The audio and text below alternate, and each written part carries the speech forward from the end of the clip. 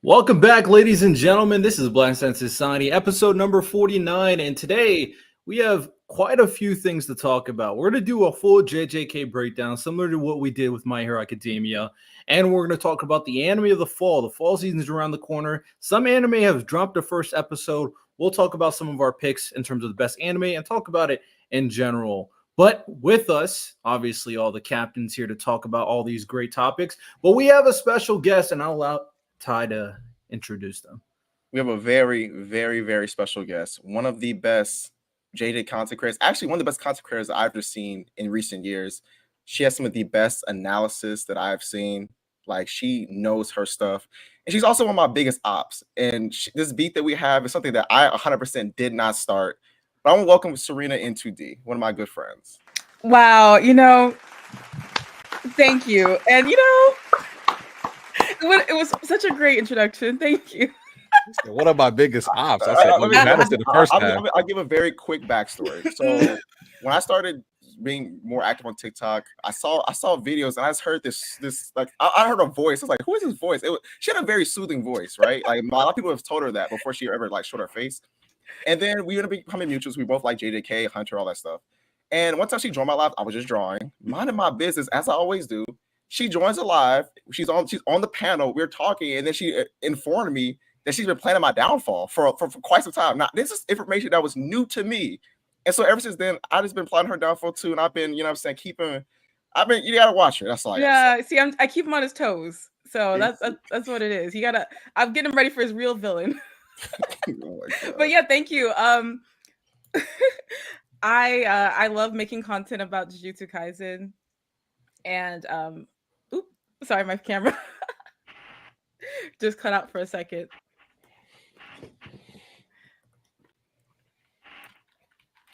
Is it good now? Yeah, I think it's a little bit better. Okay, I think it's my Wi-Fi. Okay. Should be better now. But yeah, I've been talking about Jujutsu Kaisen for a long time now because I think it's such a rich series and there's so much to explore and it's been so much fun to talk about. And even though it's come to a close, there's still so much to think about and talk about it. I know that the ending was pretty divisive. A lot of people didn't like it, but I thought it was quite beautiful. Oh, fair enough. Hey man, we got multiple people, another person on Ty's side talking about the beautiful ending that is JJK. Hey, we love the diversity of opinions on the panel over here, man. You got people like me who thinks it was terrible. You got people like Lonnie who thinks it was the worst thing since sliced bread. And then you got people more moderate like Miles. And of course, we got people who love it like Serena and Ty. Love it. You love to see it. Well, there's going to be plenty of JJK to talk about. So we'll kind of get right into it. That way we can kind of talk about all the different ideas. Santo, if you could pull up the Google sheet. So just like everybody here, y'all remember what we did last time. So we're going to kind of go through different categories to talk about JJK. We'll talk about the plot, the characters, the theme, the art, the setting, the world building, the power system, all that good stuff. And we'll kind of talk about it, give our own individual ratings, and then we'll kind of average it all up. So we'll start it off with the plot of Jujutsu Kaisen and talk about the beginning of JJK. What is our thoughts about JJK? Kai, there might be slander. We have to talk about the ending again, so there might be slander. I don't know. Unfortunately. So we'll let our special guest Serena start out. What did you think about how JJK started? I think it had a really strong start. It's pretty interesting. The concept starts off pretty familiar in a sense, but then we get into some different things involving like a teenager getting a sentence of being killed at the very beginning is like a great hook, I think. So we have like our cool white-haired mentor character. We've seen that before. We've got like our emo boy. So certain things were familiar, but then there's these interesting twists that make you want to see more. I agree. What for everything, we're gonna kind of give our own like rating on how it is, and being a perfect start and 0 being it was absolute garbage. So what would you give like a rating for the beginning of JJK? Okay, so 0 to 10. Yeah. Okay, I'd give it for the start. I give it a 7. 7. Okay. Miles, what do you think? I'm not gonna lie to you. I've been moderate a lot of the time, but I'm kind of low on JJK. I don't really remember the beginning like that, or at least the important moments of it. At least, I don't know. It could be I'm not as hooked or I'm not engaged, kind of like how I was for Vinland. I've always been kind of like an in and out kind of person on JJK. I think a lot of the troops were there, and I did like how it did seem to be like more of a mature story compared to other things that I've read. Well, I don't know. It lacked a lot of like the interesting. I don't know. I needed something to like pull me in, and I don't know if it's because of Yuji himself. I'm not like a Yuta MC type of guy, but I don't know if it's because of Yuji itself. But I was never just grabbed. I would say like more like meme culture and internet stuff made me want to like get into it more than anything. But I don't think it's bad though. I'd probably give it like 5, 6. 5, 6. Okay, 5 or 6. Do we think that if it's not memorable, is that something that should be held against the beginning?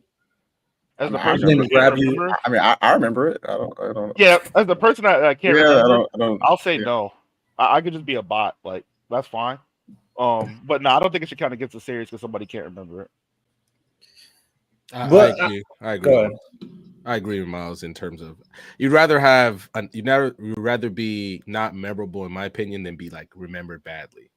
Like if you have, especially, I'm a big person in first impressions to certain series, right? Like for instance, Don. I never read the manga, but I just saw the first episode of the anime, and I'm still like, me and Moon Peaches, which is Lonnie's significant other, we had a whole conversation about it in the Discord. Like we were just like, this is so weird, especially when you're talking about such a big like thing to me, like how it's depicted in terms of a situation like that. And it's like they try to make it funny, and it just didn't hit the way I wanted. And I think JJK for me suffered like that. Like if I compare it to the 3 that I watched, like in terms of My Hero and like for instance Attack on Titan, like I think JJK clearly has the worst first impression of the 3. And I'm not saying it's bad. But when All Might tells Deku he can be a hero, like I felt that. Obviously, the armored Titan shooting through. I always mess up the wall name. Is it Shiganshima? Shiganshina. Yeah. When he busts through there, you feel that. And obviously, at that point, Attack on Titan's grabbing you by the throat because it's like so many people about to die right here, and then obviously knowing everything. So JJK suffers from that a little bit, but I think it's also like Miles said, it's a mature story.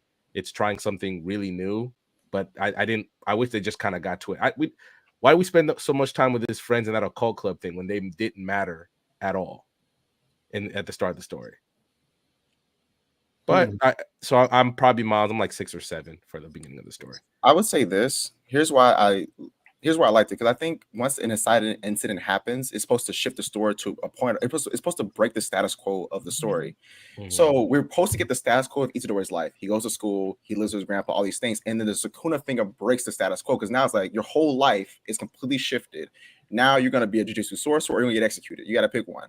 So I think that the purpose was to establish what is the status quo of the current world, and now him eating the finger breaks it. That's just like I think that's a great way to set up an inciting incident. So I think that was the purpose of it, to establish and break the status quo. So that's what I think. I think that him eating the finger is one of the more memorable inciting incidents in manga, I would say. Like I think a lot of people remember him eating the finger. Like if you think about inciting incidents of other manga, him eating Sukuna's finger, I think it's pretty memorable. So. Yeah, I mean, I agree to what you said that, you set it up where it's like a normal situation and then obviously you break status quo. I do think that is an effective way to kind of establish everything. Kind of similar to Tokyo Ghoul, right? Like in the beginning of Tokyo Ghoul, it's just like he seemed like he had a normal life and then all of a sudden he met Riza. and then it got batshit crazy, right? JJK. All right, my question for the panel. I have a question for the panel. I actually didn't start with JJK in the traditional sense. I started with JJK 0 first. So could I count that as the beginning? I mean, it's part of the story still. Like it's a lot of stuff that's in there that informs a lot of the stuff in the current story, like Ghetto and Yuta. So I mean, if you think about it like how Berserk does it, I mean, I know a lot of people were introduced to Berserk by the Golden Age, and when they realized that the Black Swordsman arc is technically before that in the story structure, I think you're fine. Yeah, but that's just Zero was great. Yeah, the chronology of that is different from, I believe, the anime and the manga. So I mean, that's just the anime changing things up. Whereas JJK 0 is necessary, obviously, very necessary. But I don't even. It's the prologue, so it's obviously before the timeline of events. But again, it's not part of the main manga necessarily, so I don't know where you would put that. But since that's where I started, obviously I really like JJK 0 because Yuta is my dog, and Yuta is a dog. He's him, absolutely. So that left a strong impression, and I think everybody here would agree that Yuta left a strong impression from JJK 0 when everything started. Obviously, you also met Ghetto and see what he's all about in that prologue as well. I'm gonna give it, because of that. It's a little cheating, but that's where I started. I'm gonna give it a 9 for me for that beginning. Ty, what did you give? I got other. If we're just talking about like the open, we're talking about like the chapter 1, right? Like that's what I thought. I was thinking first episode. Yeah, I mean, so okay. I give first episode. Okay, I'll change it. I'm saying for you can be the movie. For me, I'm saying for people who start with JJK, the main story, we're starting with like, because the beginning, every time just the first episode, first chapter. We're going by that. I would say like a solid 8 or 8 or 9. Like, I think it follows the traditional standards of what a first chapter should do. It's structured really well, breaks status quo. I think it's like an 8 or 9.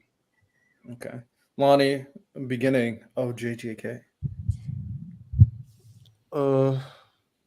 So based off the first chapter, I would give it probably like an 8 or 7. I thought like, stop giving 2 numbers, you fools. Stop it. I give it a 9. I say 9. Go ahead. I'll say 7 then. Thank you.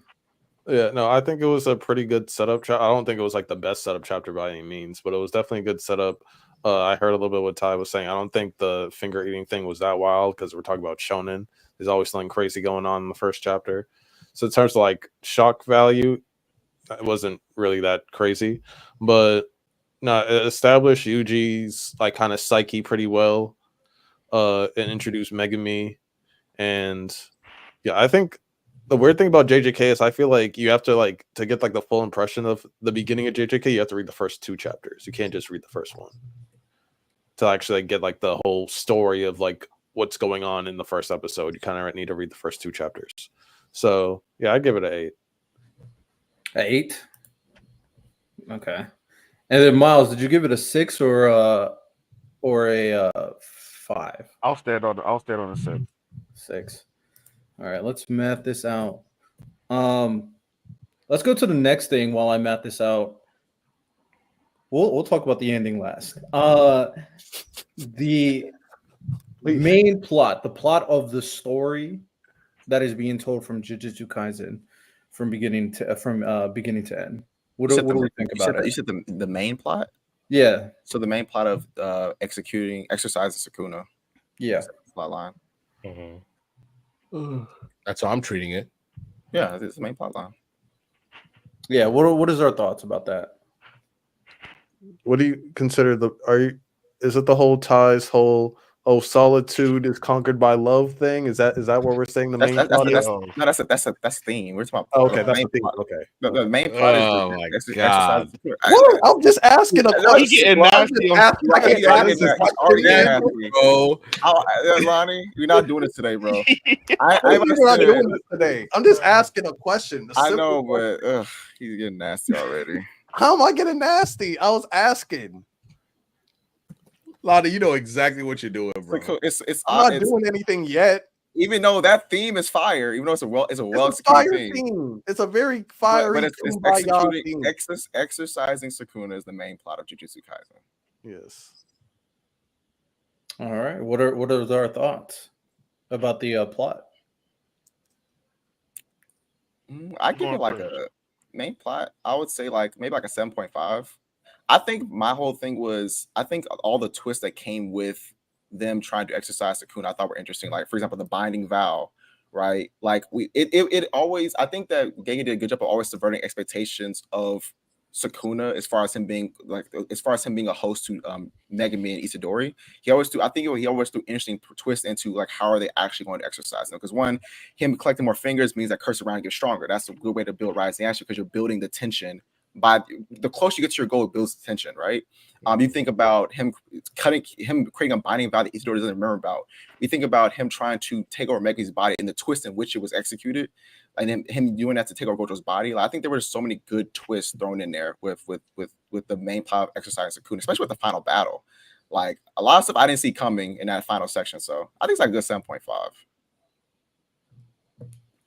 Okay. Other thoughts? Nah, I agree with Ty. What I do like about the main plot of JJK is it is a very, very popular trope, like the original curse, the strongest being alive type of thing. But just the way they handle Sukuna and a lot of his interactions are what make it for me. I like how we could tell. I'm gonna compare it to Naruto a little bit here.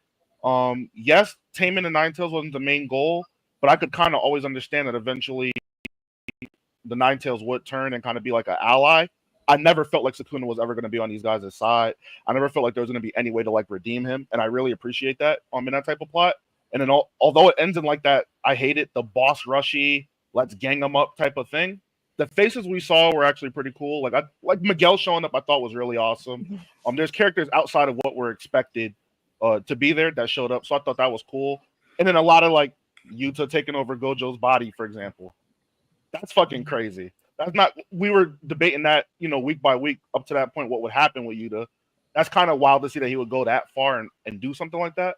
So, I mean, I fuck with it. I'd actually give it an 8. I'm not gonna lie. If you can make a very standard trope seem unique, I'll give you a lot of credit for that. Fair enough.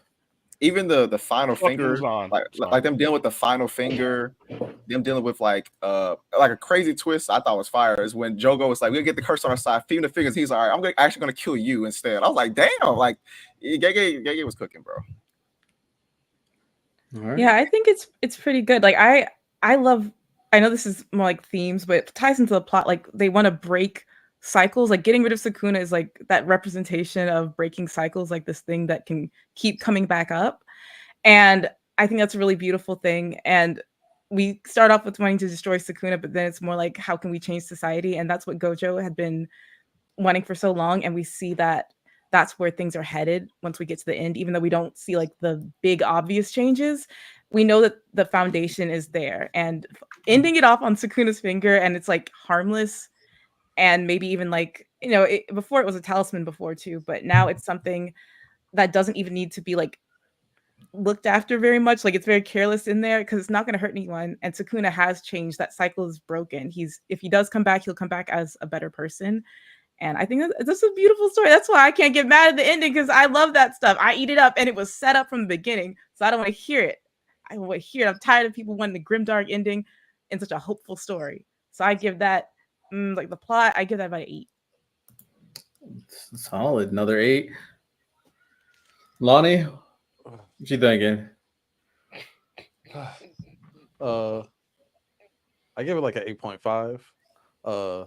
The only reason why it's not getting a 10 from me is like she said, like how like society was changed and stuff like that. Like how a bunch of sorcerers were like kidnapped and we ain't doing nothing about it in the end of the story. Shit like that. Let it go, bro. I ain't letting it go. They brought it up though. Like, at the end, they said they're gonna take him from the US. We just don't see it happen. I should have ordered a scroll. I was telling myself to order like a scroll of all the things that didn't happen in JJK that we needed. If it happened, we just didn't see it though. Oh, so you want me to use my imagination instead of what's on the damn honestly, page? I think the author can tell you something happening without you us seeing it. That happens all the time. I don't know why we're acting like that's not that. Don't they do that all the time in stories where we get informed that the character's going to do something we don't see? Just tell me to use headcanon, Ty. That's what you're just telling me. That's not a headcanon. A direct. Hold on a second. A direct statement is not headcanon. What are you talking about? Hey, yo, Lonnie, don't piss me off, Lonnie. Don't piss me off, Ty. Direct statements are headcanon now. No, Serena, they fought like an hour. I see the heads are like the SpongeBob episode, imagination. That's what you're telling me to use. That's what you're just like imagination. That's what you're telling me. Hey, let's listen to Drink More Water. We'll talk about it when we get to the ending. I everybody kind of said everything I had to say, but I'll give it about an 8. I will say this for JJK in terms of the main story. It's a lot more, at least for me personally, it was a lot more complicated in terms of just how the mechanics work and the powers and all that I was used to. So I had to spend a lot of time for instance, learning how domain expansions work really fucked me up. Because I'm like, come on, bro, I gotta figure this out. And I think now that I'm done, and after I'm done with Naruto, Miles, because I'm not gonna read nothing else until Naruto's finished. I'm gonna read JJK again, and you put that Jeopardy sound on, Santo. Jesus Christ. I'm sorry, I'm just not Serena. The only problem is that I'm reading Naruto again, and I haven't finished it as quickly as they want me to finish it. So no, not again. He's reading it for the first time. No, yes. don't dim it down, Randall. No. You've been telling him since last year to read Naruto, and I am. I had the list, Riddell. I've read all of Berserk. I've read all of Tower of God, which is like 700 chapters. I've read all of Omniscient Reader, and you're still on. You're just now on Shippuden. Serena. He sent me on a whole side quest that he refuses to tell you about. When we read of Lore Olympus. Lonnie, you're only. Let's stay focused. I don't want to argue for the company. Okay, I don't want to argue for the company. But your only problem with me. Yo, they sound like American couple. Random. I'm sorry, Chad. If I don't want to argue for the company. I'll explain. Yeah, I've been doing this damn driving school, and like my teacher, for some reason, he's obsessed with puns. We had a 15-question quiz the other day. He said 30 puns within the 15-question quiz. He's gonna be my 13th reason. I'm gonna crash out. I'm losing my mind.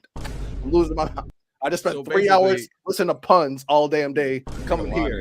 It was random. Not finishing Naruto. I just want to finish. Not finishing Naruto, the Tokyo Ghoul thing, the Bleach thing, not JJK. He's just losing it, bro. Yeah, man. He's been taking a lot of L's lately. All right, go ahead, Randall. I would give. I think upon my second reread, I will really end up really liking JJK on the second time. But even right now, I'll still give it like a 7, but it's definitely gonna go up afterwards. On my second reread. All right, so you said 7. That's your read? 7 for now. Okay. For me, when it comes to JJK, I was never the biggest fan of JJK's story personally.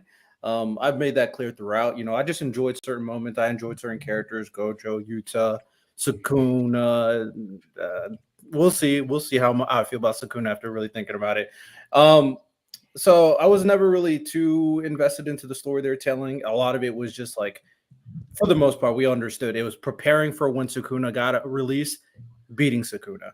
Now, obviously, a lot of twists and turns were pretty interesting as well, and we'll talk about that when it comes to like the lore, I'm sure. But overall, I'd say it's all right. It's above average. One thing I'll give to Miles, the fact that they stayed 10 toes with the inner demon thing, staying a villain, I do respect. So I'll give this a 6. It's a 6 for me. So I'm going to do some math and we can move on to the next one. Like art to art quality, how consistently good it was throughout the story. That's a controversial one.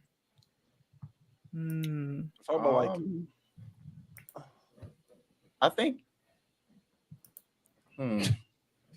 each arc got better. Maybe you could say Shibuya is better than Culling Games, but I think Shinjuku was I think the best arc.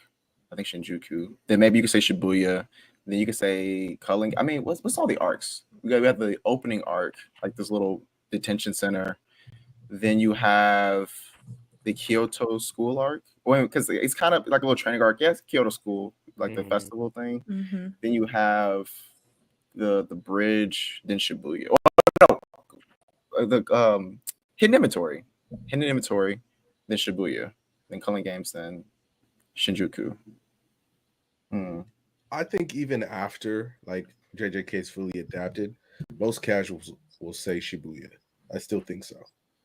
Shibuya was basically like Demon Slayer season 2, like capturing the world, if that makes any sense. So I think most people say that. I probably agree with you. I think the quality is actually, in my opinion, is actually pretty good. Now, ending, I'm not with Lonnie. I'm not willing to murder somebody because I think the ending's bad. Would I wanted some stuff, but I think just because of what I like in the story in terms of some things I want explained out. But I think you can honestly say, is there really a bad arc in JJK? I don't think so. No. So let me break it down. I don't know if everybody's cool with this because I know you said a list, Ty. So I just looked it up on the JJK wiki.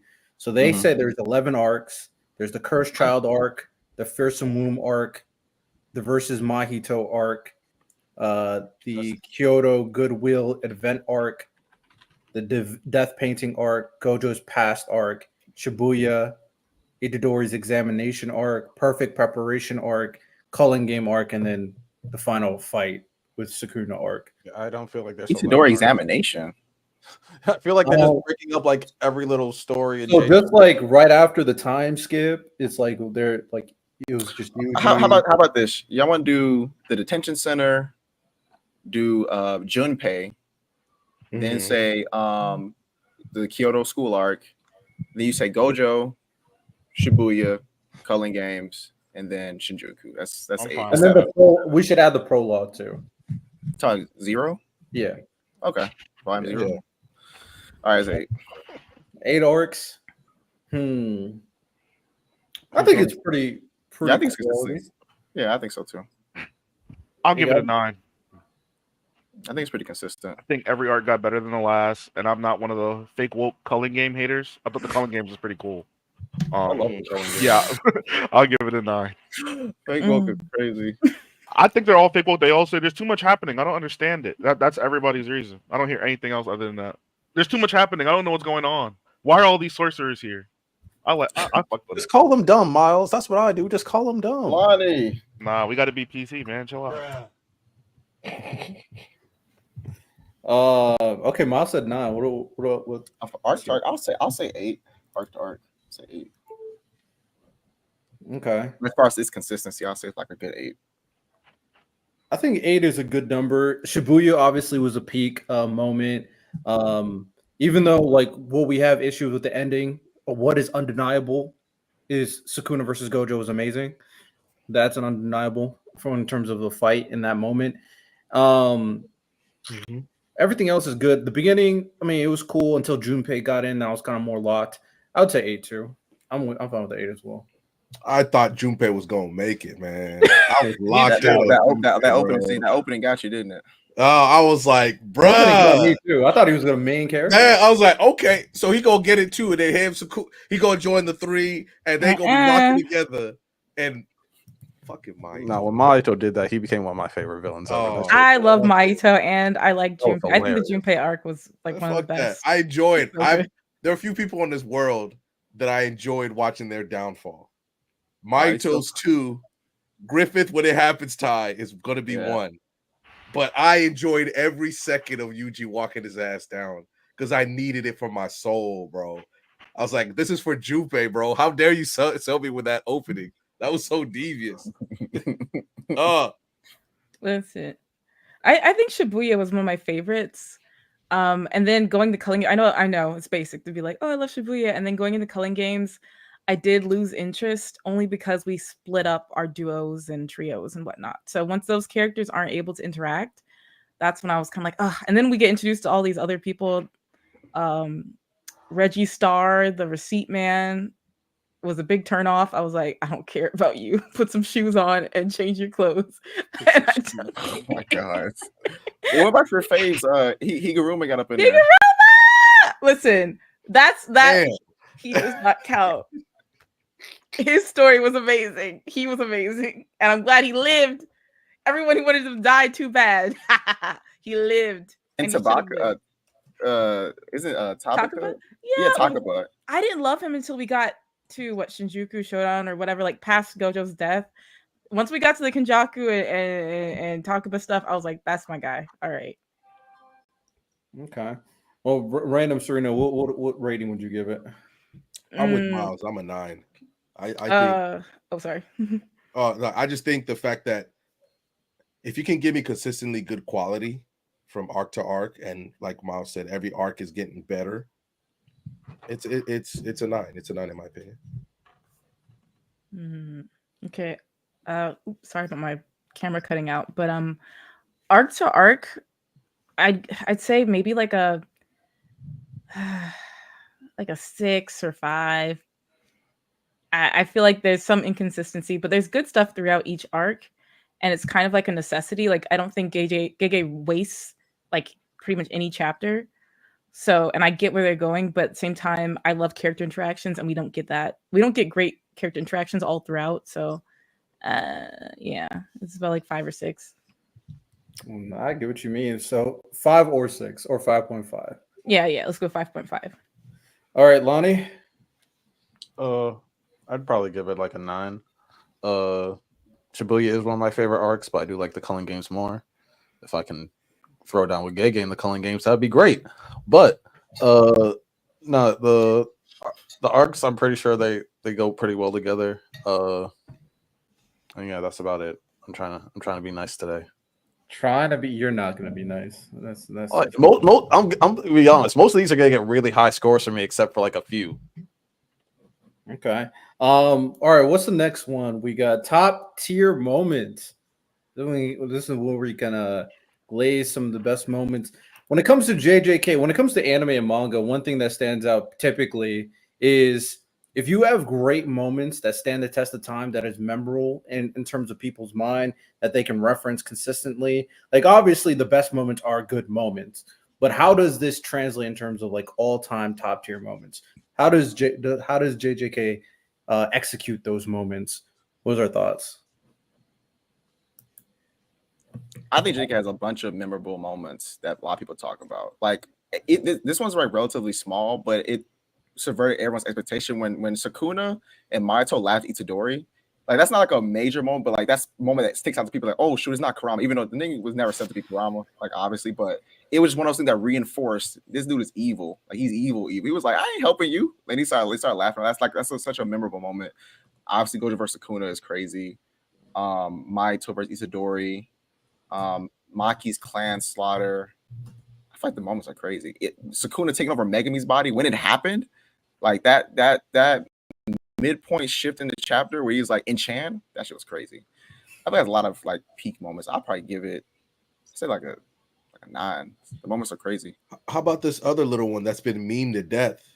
When in season 2, Sukuna shows up and he's like, he basically I can't remember exactly what he says, but he forces everybody to freeze while the meteor's coming. Oh yeah, that was crazy. And everybody just like and you see the people memeing like if you're a human, then Panda takes off and just leaves everybody. Not only that, not I'd win is like literally iconic. Like it's actually like it's iconic. Like it's JJK's left its mark. It's clearly left its mark on the fan base. You so many. Gojo looked like he just hit the strongest dope of all time after coming back. And he's just like losing his mind basically as he's about to fight Toji again. There's a lot of great moments. I'm with Ty. Give it an 8 or a 9 because I'll say 8.5. 8.5. Okay. Miles, what do you think? They kind of named all the moments, but I'm gonna just give it a 9. Okay. And Serena? I'd give it a 9 too. I mean, there's a reason why people can't stop talking about JJK, or when it was coming out, there was like a viral moment every other chapter. Even the controversial Yuta taking over Gojo, that was huge. And I think Gojo's death, all sorts of things were shocking. And I think Gege really does try to do something new with JJK. Whether it works out or not, you're gonna remember it. And you're gonna want to talk to other people about it. So I say a 9. Yeah, Drink More Water also named another great one because that was also memed when Gojo was talking about how much he is him, basically, standing on the building. like JJK, if nothing else, they have a lot of iconic moments. Very few manga can translate such huge moments that go like viral. Absolutely. JJ kills when it comes to those moments to make it very memorable, to make it interesting. I would say 9 as well. I think they nail it out of the park when it comes to these amazing moments. I mean, Gojo's the most glazed character in this modern history for a reason. So those moments add up. I just want to say the fact that nobody has mentioned Nanami's walk is kind of disappointing. Oh yeah, that was great. I'm just saying that is. I wasn't the target audience for that, Santo. I don't know what to tell you. Are you talking about the ponytail moment? Or Let it go. I'm saying the walk was meant for women. It was not meant for me. That's what I'm saying. It's meant for everyone. The walk chill. It's when he grabs the walk in the ponytail grab. That's for Shaw. That's for Lonnie. I'm the fan who was serviced. I'm not gonna complain. Just know that I understand that hurt people. I love you. Yeah. I said that was meant for the women. That was not. No. The walk was chill. It's the ponytail grab. That's where we lose it. That's where we're not the target audience anymore. He grabbed that dude with devious intentions, and you didn't know what they were gonna be. That's what happened. Why? I think y'all talking about when this nigga was dying. He was walking through the hallway. Y'all talking about when he grabbed dude by the. Yeah, that went viral. Yeah, this dude's like shoulder blades. I was like, damn, bro. T-shirt. I see T-shirts of that. People reenacted at cons. I'm just like, bro. Or the stand proud you're strong got memed to death too. Like, also the moment where, well, before we get to that, let me read off the super chat. Shout out Jaden. He sent us $2 super chat. He said, "Shout out y'all for getting me through Tuesdays at work. That's what we do here. Appreciate you, my boy. Appreciate you. You're also a member, so you're a dog, bro. Shout out Jaden, man. Not only did that get meme to death, but like probably one of the biggest memes in like the 21st century at this point is when Nanami and Yuji were jumping Mahito. Like everybody uses that meme when someone's getting jumped. Like that's super iconic. And Yuji, obviously, his walk down to Mahito was also very iconic as well. That song, Where You Go, I Go. Where you, come on, y'all seen like 50 years with that song. They drove that into the ground. I think that's another reason JJK stands out. They said, we know how to jump people correctly. And they did it a lot. They call it jump. Anytime Yuji was about to get beat, showed up and they just started jumping somebody. And not Toji, Toto. Every time. Also, Toto making Jennifer Lawrence like really. Everybody was just like, let's just look up Jennifer Lawrence for some reason. And I'm like, hey man, he really beat up Megumi because he didn't like the girl he liked. That's crazy. You know so funny is that whole Itadori that I'm used seeing. You know when Adele her song where she said, "Here you go, I go." I saw this meme that showed someone flipping burgers and someone said Adele if Itadori didn't exist. Wow. That's wild. Wow. That is Say crazy. that about the diva. Wow. That was funny. That was hilarious. Lonnie, did you give yours? I don't think you did. I'll give it a 9. It would have gone a 10, if I heard Yuji's domain expansion name or something like that. Oh, brother. Yeah, Sancho on the soundboard. Yeah. If it was called Happy. I don't care what if it was called something. Memory Lane Trail. Like y'all be like, boo. We can name Gojo's. We can name Utah's. We know his Bankai's name. With Naruto, we know his Rasen God's name. What does Yuji got besides Black? I will say it would have been a 10 for me too. No, Lonnie. Stop playing the video game. We're not playing the next video game for JJK. And that shit says, and it's me and you right now, Lonnie. It's me and you right now. Stop, Lonnie. Stop, Lonnie. No one else is here. This is why I will not be silenced. I will not be silenced. This is why your false equivalencies never work. You said Naruto Rasengan. Yes, Jiraiya said, "Hey, Naruto, this technique is called Rasengan." He doesn't have to fucking name it. Like he doesn't have to. You're his upset. domain expansion doesn't need a name. His domain expansion doesn't need a name. The main character's domain expansion is second time. We can move on. The main character's domain expansion doesn't need a name, Chad. Rodell, I'm gonna say this one last thing. We'll move on. The fact that this nigga has never done domain expansion before, he learned the base of barrier techniques and said, "I'm gonna try this," and y'all want him to have a name on deck on a technique he didn't know he could fucking have a name on deck. Bruh. Thank you. On deck, he had a name. He was just trying the shit. He had a name. He tried the shit for the first time. Had a name. All right. Wait. We can move on. It's not suggested that Megumi wasn't aware of his domain expansion. That's the first time we see him do it. Doesn't mean that he. Wait, am I tripping? Did he say, well, you know what? I've never done domain expansion before. I've never done anything with this. He just says incomplete. That's all he said. That's all he fucking said.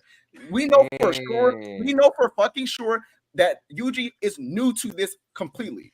You don't know the things about Megumi, what he's done with domain expansion before this. You don't. Everyone else. So let me get this right. Everyone else that we see use the domain expansion has everyone else has been doing it before. Has this incomplete. It has a name, but it's incomplete. Lonnie.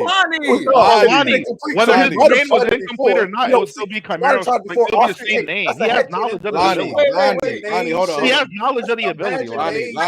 It's not confusing. He knows about it. He has knowledge of his abilities. There's been people who used it before, sir. That's what I'm saying. Like, what are we talking about?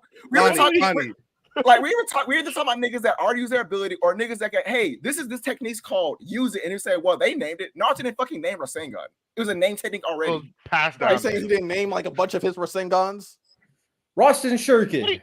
Yeah, Rasen Shuriken. The lava Rasengan. You wanna know why? He was using chakra styles, Lonnie. So it's not magnet style, but that's the style he was using. It's because he practiced multi-shadow clone jutsu. When he we give them credit for the multi now? Is that what we're doing? Naruto Barrage. Are you serious? Hey man. Hey, Naruto Barrage on the spot. That's a trash name, bro.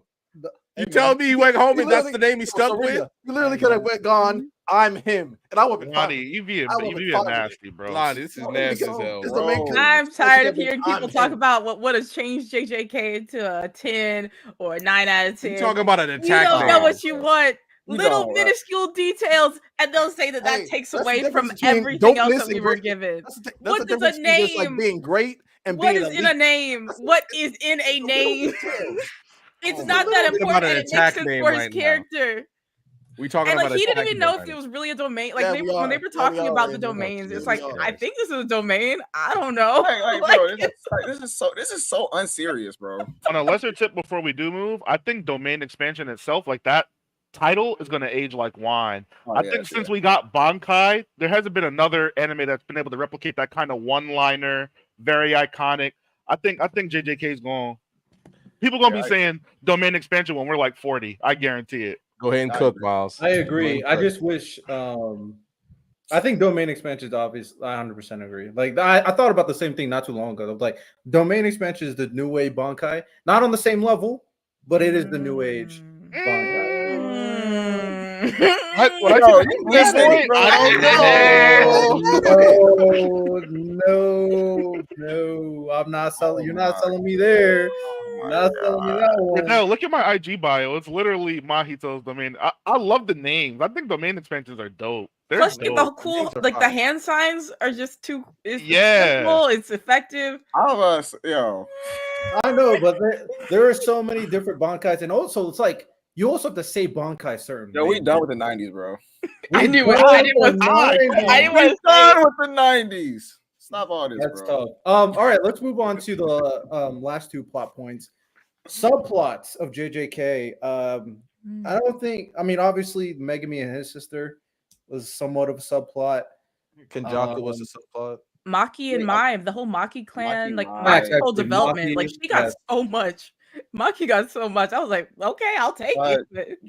I mean, all the every character that like Junpei side plot. Wait, Ty, do you consider Kenjaku or the main plot or like a subplot? Miles, I was just about to ask that. I think Kenjaku is connected to the main plot. That's the main plot. Yeah. Like, Yeah, that's the main plot. Same with Junpei. I think Junpei is connected to the main plot. I think Maki though is no, it's a subplot because it's not if it's his journey on like you meet Kenjaku at the end of the journey like directly. I think like Junpei is like a task on the way. That's why I'm saying it's more of a subplot. It's just. But what was the purpose for? Well, I guess Mahito did it himself. He kind of his own like. Yeah. Because like, because Isidore was out training, then they bumped into Junpei. Yeah. So. Also, I had it, and I lost it. There's another one, but I've just lost it. Never mind, I lost it. But okay, I think the Gojo Ghetto, their backstory is a subplot. Just fire. Oh, it counts. Okay. True. Yeah, I think that counts. I think it's definitely a subplot. Maki, that Megami. I feel like there's one that I'm missing. Simple Domain. The Simple Domain little subplot we found at the end of the manga. With the new shit that could have been a guy. guy. That little ending subplot. Man. This man really just trying to scrap over everything. Everything, right? Everything. Jesus. And I'm giving everything a 9 or a 10. All right. How do we feel about the subplots? Let's give Lonnie, you start out. How do you feel about the subplots? The subplots, like Maki to me was amazing. What did we consider the other subplots? It's really just anything that's not directly in the main story. I mean, Do we consider Yuta part of the like all the backstories are technically subplots. Like Higuruma's backstory is a subplot. Nobu's backstory, these are subplots. You know what I'm saying? I would kind of categorize that for the purposes of this when we talk about like lore, because I think backstories and that ties. Because like Yuta counts for that too. So yeah, I'd give it like a 8. I think like the Nobara backstory, it was great. It was well written. I just didn't really care. Nanami's was really interesting. Like it was a different perspective. Gojo's, if you count his, was dope. Maki's was perfect. Yeah, so I give it like a 8. I want to say like 8.5. Yeah, I'll 8.5. Okay. Who wants to go next? All right, I'll go next. Wait, real question: did Hikari have a backstory like that? Like a little, like the teeniest amount. Like he got into fights, right, with the higher ups or something. Yeah. Because he was different. And he had a fighting ring. He had his fight club, and then he took him and his girl and left that school. Now they're back at it. Now things have changed, and yeah, the only like weird thing with Hikari is that like Gojo, like usually like we see with like his students, like he has like some little backstory, like how he like brought them in and stuff like that. And so like I kind of wanted to see how he found Hikari, like brought Hikari under his wing and stuff like that, but I'm not too pressed about it. But yeah, I'll give it like a 8.5. Okay. For me personally, I'm not really a big fan of the subplots of JJK. I think a lot of them could have been more. The Megami and his sisters thing, I wasn't a fan of, especially the resolution. There really wasn't none to me.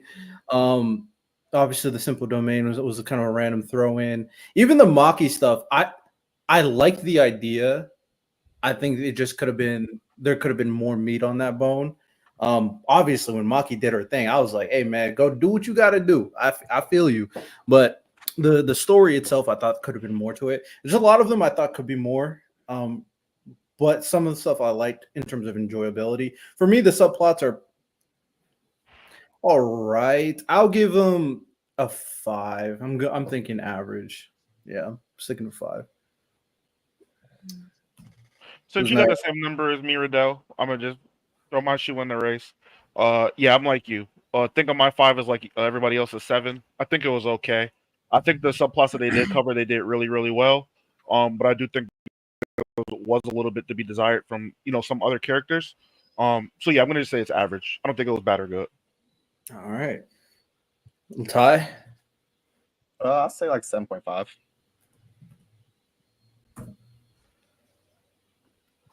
Random. I'm the same. I'm 5. All right, and Serena.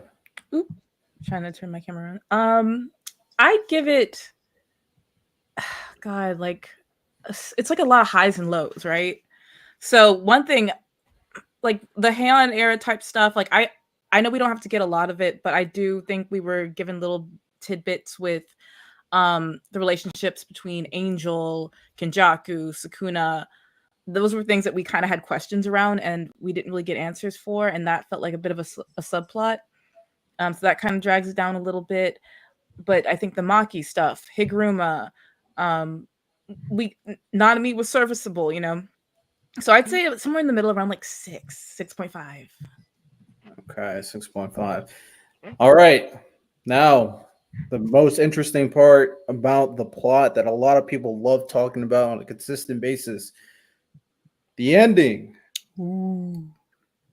Lonnie, you can start. I do not want to start. Are you sure? I'm not starting. Lonnie, the floor is yours. No, you Lonnie. actually, because I need to hear from everyone else. Because I messaged Ty. I basically reread like the last arc, like the last 2 days. So I updated my ranking, but that's why I don't want to go first. I feel like all of us want to hear from you though. Yeah, because So save the best for last. So go ahead, Riddell. Save the best for last. Interesting. The ending of Jujutsu Kaisen. I mean, I already said it before. I'm not a fan of the ending of the series. I did want, and I still want, more story from like why Sukuna was the way he was, especially with the end portion talking about how he could have chose two different paths, and what about Arame made him choose to go with Arame versus apparently the stuff with Yozu. I don't know how to pronounce her name. I would have loved to see that. I think it would have helped me understand Sukuna's character a little bit more and the decisions he's made. In terms of the final confrontation between Yuji and Sukuna, I thought it could have been more. Yeah, I obviously knew Yuji was going to have the final blow, but I just expected more out of the final confrontation, and just a lot of like narrative threads that I wanted from, or a lot of narrative threads that I expected to get for the story and its conclusion. I'm not a big fan of the ending. I think it's below average, so I will give it a 3.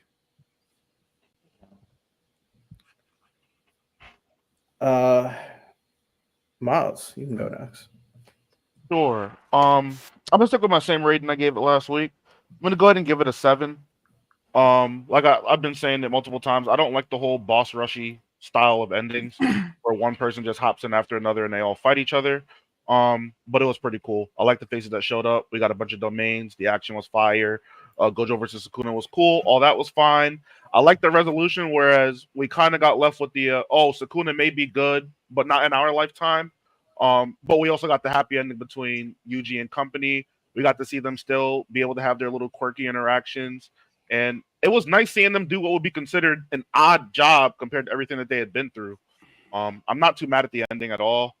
7. I think it was good. Wasn't great, wasn't excellent, but it was good. All right, random. So my rating is about a 6. I'm gonna say it's a 6 because I think for me I just wanted. Oh, sorry, that was my phone. I just wanted a little bit more, like some more things explained. Like for instance, I'll say this. I think the more I think about it, I wish Noboru never came back. Wow. I just don't think there was enough time for it to get the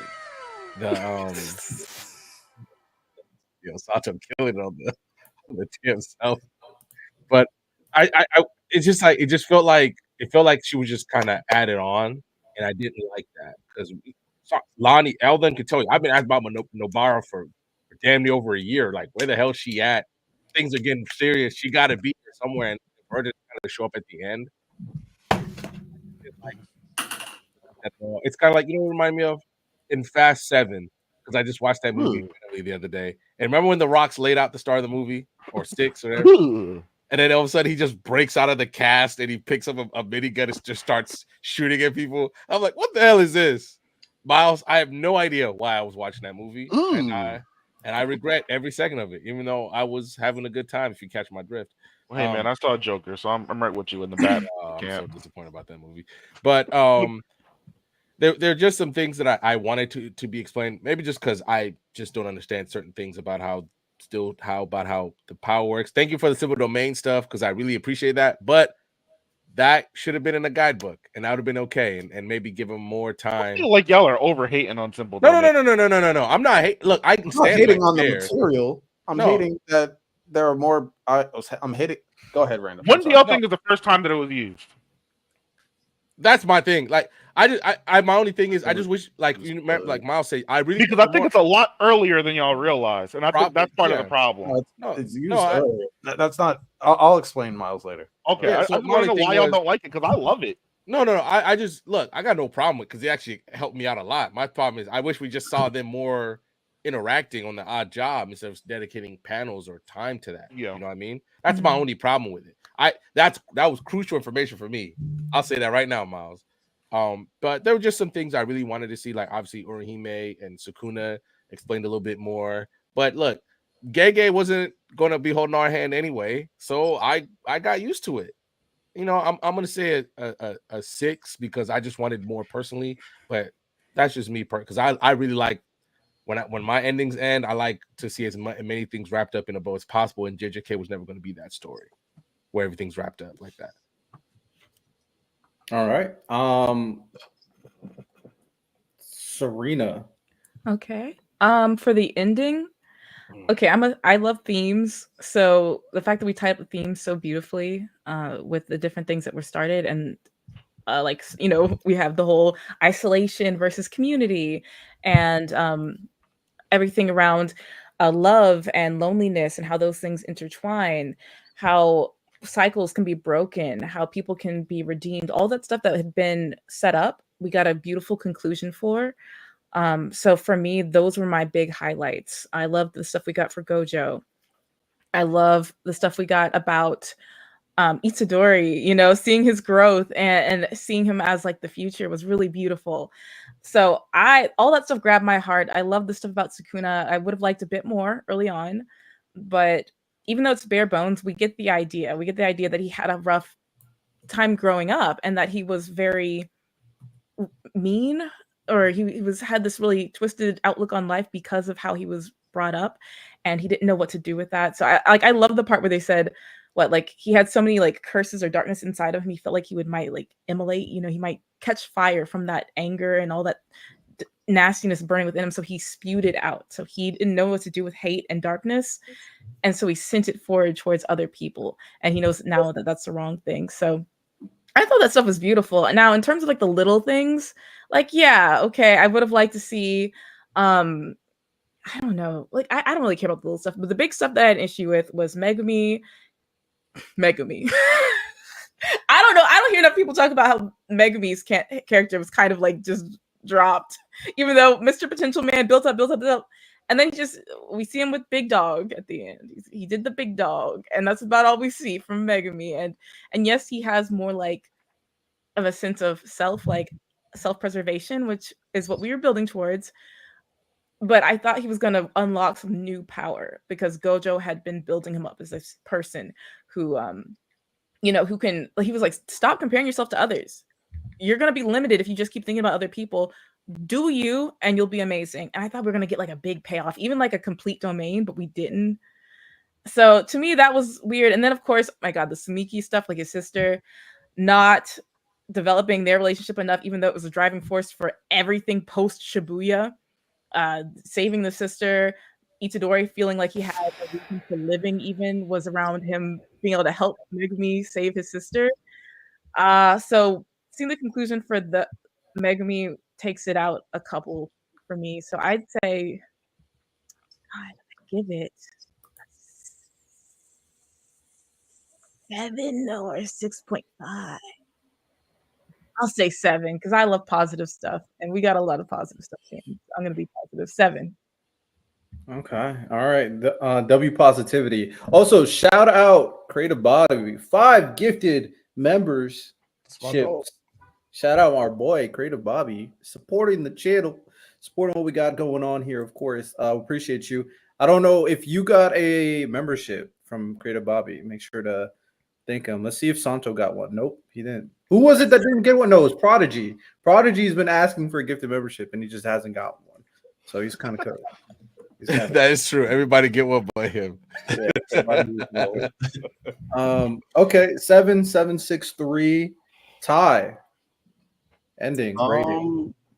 So I love, like Serena said, when a theme ties out, because that's what the story is about. The authors are writing a story to tell a message, and if you tell it well, I think that to me is it can't. I don't think a story can have a bad ending if you tell the purpose of your story well. And so that JJK did that. Lana, are you confused? I'm not confused at all, Ty. Continue. If you, I can answer your question. If you look a little lost. I don't have a question. Go ahead. So I don't think I think if you tell your message properly, which is the main purpose, I think that's at least going to be a solid ending. I thought Gojo being able to see his legacy fulfilled like he wanted was really good. That was because it kind of like it's one of those things where like him being lifted from the burden of being the strongest in death, it's also like that burden is also being lifted in the living world too, like through his students. So that was really dope. I think the whole battle, I think that if you're trying to take down a villain, I think that everything that happened was really believable as far as like where Sukuna ranked in strength in comparison to other characters when they did it. And that's why I think Nobara came in at that point, because she isn't as powerful, but her ability is useful. And we know that depending on where your level of ability is at, it determines how much you can actually affect Sukuna. That's why Inumaki didn't come in at the very beginning, because they say, hey, you probably would have blew up, bro, if you did that earlier. So I think keeping that battle and keeping it consistent, despite all the moving pieces, they're very consistent. Like, so I think that's something really difficult to do. And then Gege also did well. So I give it like a good 7.5. All right. And last but certainly not least, because I should not be last, because technically Santo should go next. But is Santo even there? This man is trying to stall so much for this. Ending. Santo, Lonnie wants to hear your thoughts about the ending. I'm just a producer here, so Lonnie, you go ahead. Right back at you. But before you go, since you love to stall, Sauce gifted 5 memberships. And again, none of them go to Prodigy. You are cooked. How do you determine what goes to who? Like, how does that? It just does it randomly, it's man. It's randomly. Oh. Hold up. Let me see if I can help my boy out, man. I'm gonna give some subs. Let's get my boy off the couch or something, bro. He's struggling right now. He in the trenches. Man. Hey, go ahead, Lonnie, man. You've been... No, so I'll help him out. In terms, we're still talking about the ending. I personally give it a 4 or a 5. I do see how they really brought closure to the main theme. I just personally don't like when a series finale or a complete finale of a story that I still have so many questions on different things. I still have questions about Sukuna's character. I might have missed something. I don't know who Homegirl was. I wanted to see different things. Simple Domain. We still didn't get there was just a lot of missed again. Damn. Leroy already got one. They just gave another one. That's crazy. He got one last week. So anyways, but I do think the main theme really did come across. I do like at first I personally didn't like the finger panel at the end. I literally felt like it was a Gege throwing a finger at everybody, like, hey, cliffhanger, here you go, finger. No, but understanding that the change in Sukuna did happen and the finger isn't threatening anymore to society. I kind of I did enjoy that. But the fact that I still have so many questions about different characters and different plots and different stories that we're never gonna get, that's why I gave it a 4 or 5. Ain't no way. I give it a 4. I hear you. But I'm gonna say this real quick. Ain't no way Claudio just showed up. Sauce gave 1 membership and it went to Claudio. That's hilarious. Hey, hold up. There we go. Prodigy became a member. He just did it himself. He don't hit the same, bro. Shout out, man. Hey, we here. Also, I might as well answer Claudio's question. Anybody play Sparking Zero? A little bit of a tangent. Demon. Miles is definitely better than me right now. I'm struggling on the defensive end. Offense, I'm fine. Defense, I'm just not. Demon, you got to get your reaction time up. You getting I really got to get my reaction time up. You a little old. I'll say this. I cannot wait for the tournament because I know I'm not going to be commentating, but can I just be in the booth? I'll be like the guy you go for the rules. What's you can commentate when I'm participating because I'm going to be in it. Yeah, because hopefully. Yeah. So what? Since we kind of already cleared the air for it, we're running into. There's a couple issues I ran into, and I'm glad I waited until I got the game before I said anything in stone. The first thing, we can't adjust the team limits, so y'all are gonna have to figure out what teams you want to run with that 15 limit, because I can't change it. The second thing, in 2024, they made a game with no crossplay. So whoever all signed up, I'm gonna go through. I'm gonna figure out what system y'all got. If Xbox has more people that want to participate, it's going to be an Xbox tournament, and then obviously vice versa for PlayStation. We're shooting for, I believe I said the 25th. That will be exactly 2 weeks after launch. Yes, Miles, the 25th. Miles, another option is like if the numbers are even throughout, you just make the cash prize even throughout the consoles. Yeah, but I feel like motherfuckers don't want 50; they want that $100. You know what I'm saying? I agree. It's we haven't got a Tenkaichi game in how long? Niggas just want to scrap for real. And that's fair. So a little bit of back to the drawing board stuff. Just because while the game is good, a lot of these features aren't kind of fleshed out, and it's not as friendly as I thought it was gonna be. Like the in-house tournament bracket is only like 6 motherfuckers, and already 15 of y'all have already signed up, so that wouldn't work. Just some kinks to work out. I'm gonna make a big announcement probably next week because it's gonna be a week before the tournament actually drops. And we might go with the Lonnie idea of splitting the pool in half if it is kind of worth doing so.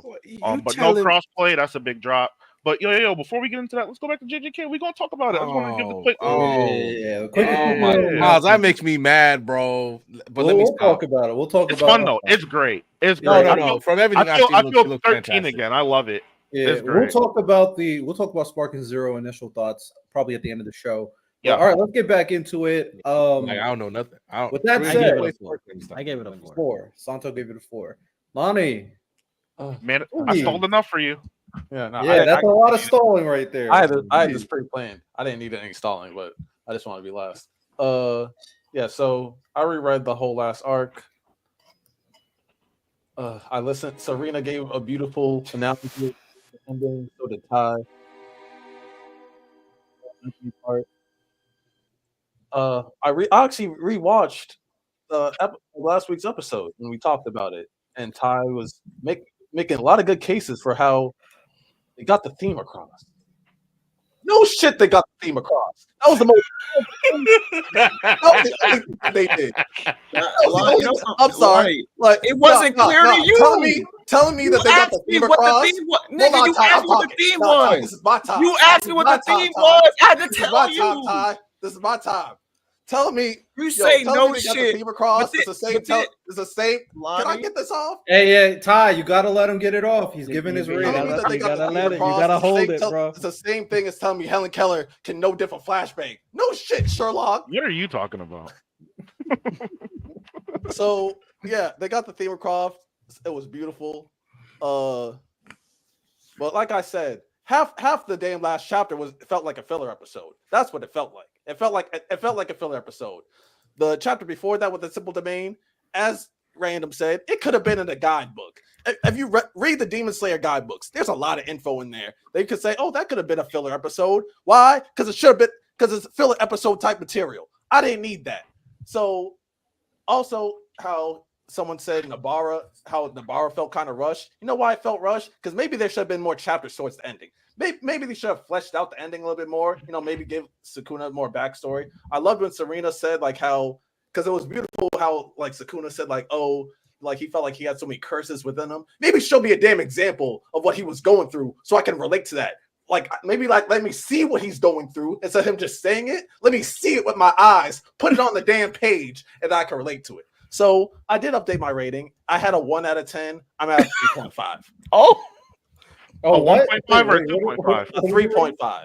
There you go. There you go, Ty. Emotional damage. It's so crazy how you said no shit about the theme, but then we're questioning me what the theme fucking was. I find that hilarious.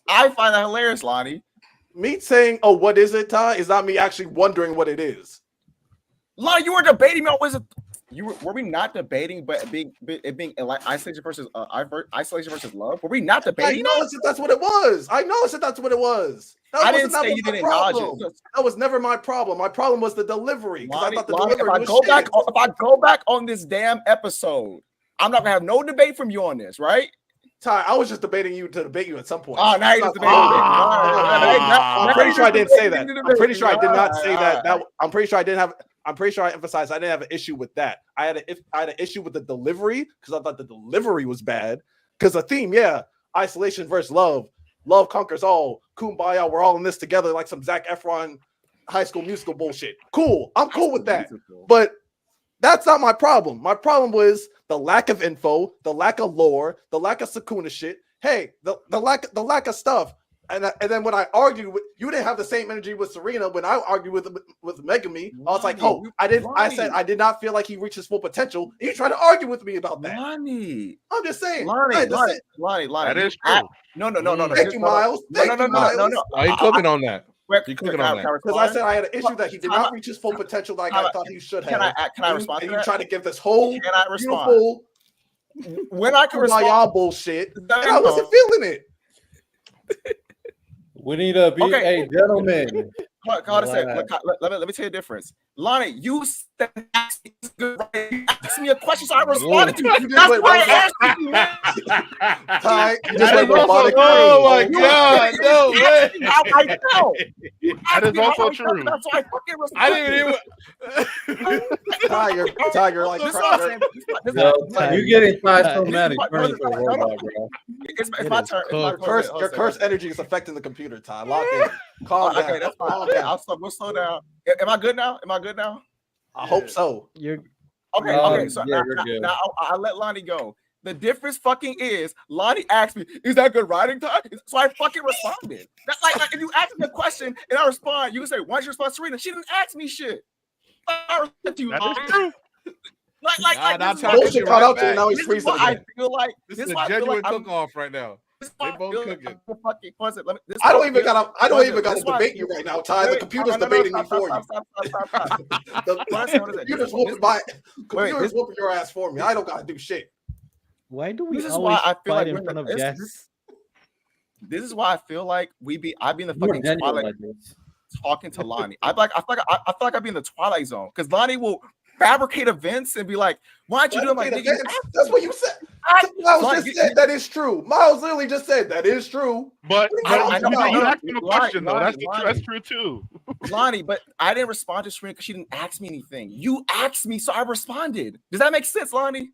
I was saying when I was talking about the Megami thing, you had a bad reaction. You asked me about it. Stone cold when she said you it. Asked me about it. When she said it, I literally looked in your eyes. I was like, nigga, you asked me about it. You know what, Lonnie? Moving forward, Lonnie, don't ask me shit. Lonnie, don't ask me. Lonnie, moving forward, don't ask me that. If you're so tired of me answering, don't ask me shit moving forward. Don't ask me shit. Don't ask me nothing. I'm always gonna ask you shit, Ty. So they don't get JJK is gonna break up relationships, man. I'm supposed to ask you shit. All right, gentlemen. All right, hold on. Big pause. We are hour 13 minutes in. Now we got to speed run the rest of the stuff. Let's go. Lot to talk about. I knew the plot was going to get heavy. So, all right, let's go through these a little bit more quick so we can get the full rating of JJK. Yeah, Serena just smiling like, "Hey, man, what's going on?" Yeah, my camera.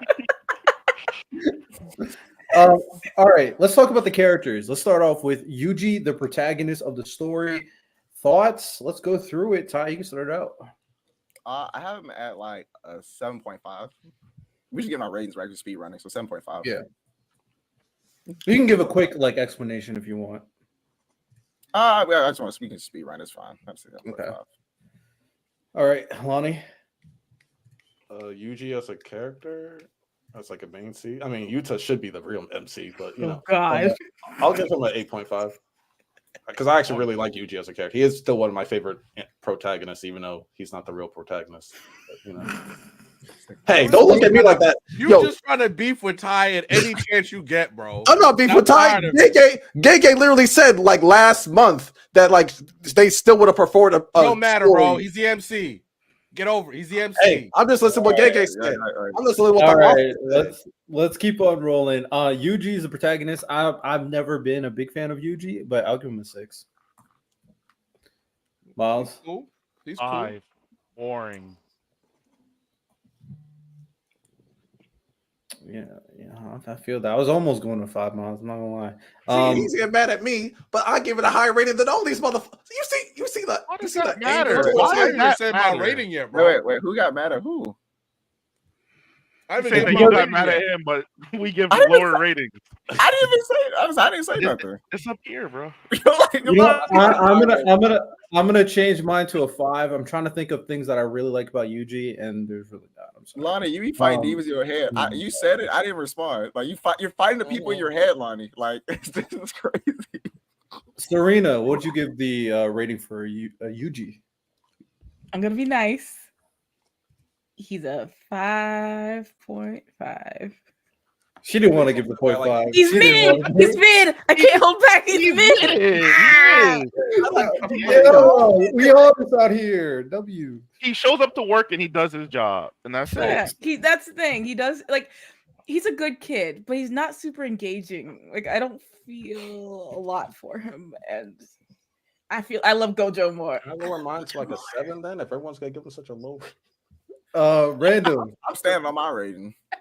Yeah, Random. to like a 7. So I like you. I understand he's a little bit boring. I'm gonna give him a 7. All right, because he's about. Hey, he's never afraid to throw hands. Right, when he met his childhood friend again, he wasn't like, oh, he not gonna recognize me because I used to be fat. He's like, oh, baby, you still. Hey, what's going on? You know, Yuji got a lot of things. Yuji's gonna be a great friend. He'd be an amazing slice of life protagonist. I know he's a little bit boring, but I'm sorry. Almost anybody in anime is gonna be boring when you stand next to Gojo. So I'm sorry he don't got the drip like that, but Gojo's just different. Okay, but Yuji's a cool cat. He's a cool cat. He's just chilling. Leave Yuji out of this just because he not exciting enough for some people. Because I don't know what you want the parent problems, the village hating on him. My bully hate. Nah, you just chilling, bro. Hey, What's going on? A little too I much. don't got none of those issues. Facts. But don't ask a question you don't want the answer to, though. Nah, we just chilling, bro. You just chilling. He's a cool cat. I got no problem with that. He's all right. All right, let's go to the main antagonist, Sukuna himself. The series is literally about this dude. What rating will we give him? I'll go first. I give him a 7. I like him, but I think the lack of the backstory is what really harms it for me. You can only go but so far off aura and presence. I'm sorry. 7, maybe an 8 on a good day after I've read something or watched something. I'm basically like Miles. I'll give him an 8 because I still think if we're talking about the best new gen, whatever that time period is of antagonists, he's definitely in the conversation. He might arguably be the best. Sure, I wish when he's that conversation he has with Mahito, where Miles, me and you agree, it's a great conversation. I just wanted something to get me to that conversation. That's my only problem with it. Got his ass whooped, but I got you. Yeah. But other than that, like I really like that. The fact that even at the end, he's like, man, don't fucking look down on me, man. I'm a curse. It's like, if I could, I'd throw my hands at you right now. Like I really like that about him, and the fact that he just really stands out with the way he carries himself, the way he talks to people, like a little bit of Escanor-ish, like when Jogo was trying to like cut a deal with him. He's like, who the fuck are you to be trying to talk to me? And I really like that. That's one of the reasons I really like Escanor for some reason. The fact that Escanor cannot look up at somebody who's weaker than him is just aura, and Sukuna has a lot of that. It's just he if he had the backstory, he might be. Did he freeze? He froze. He froze. I was about to say, you know what? Such a crazy. Nice. I was about to say something crazy. But my bad about that. That was a crazy freeze. Serena, Sukuna. All right, Sukuna. I feel like he works for most of the series as like this powerful, crazy, somewhat mysterious guy, and we keep learning more about him. There's little things about him that are kind of intriguing, like how he interacted with Jogo, and stand proud, stand strong, whatever. And it makes you know, like, okay, let's know more about this guy's morals and what he really values. And I love the stuff that we got about him really wanting love, and I'm glad that we circled back around to that at the very end. That really saved his conclusion for me, because like the Blob Kuna, fuck off Itadori, like that was that was like fun, and I think it works for a certain amount. But to answer the questions about who will teach him about love and that he really was yearning for love, that final bit we got with him with Maito was very nice. But I also agree that we should have gotten more Sukuna backstory. That would have added a lot more. If we just got some visuals of what his childhood was like, that would have been, and it could have been a few panels. I would have taken a panel. Three panels, not even a whole chapter. Childhood, teenage, adult, something. Curse. We good. And yeah. they've got abused kids, Koji was one of them, Maki and Mai, so we get the idea.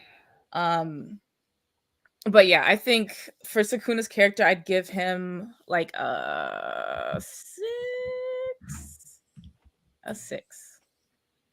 Okay.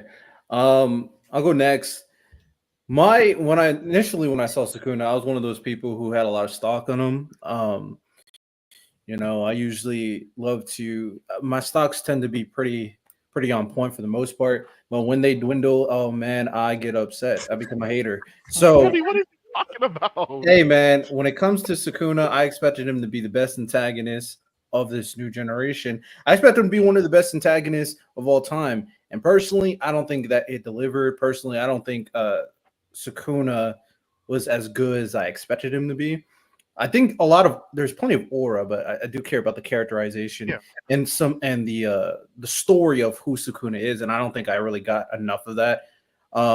Especially with the added bits at the end, talking about, oh yeah, you could have chose different paths, and this path, yeah, I already talked about that. So I think Sukuna's cool. The aura will carry him enough to a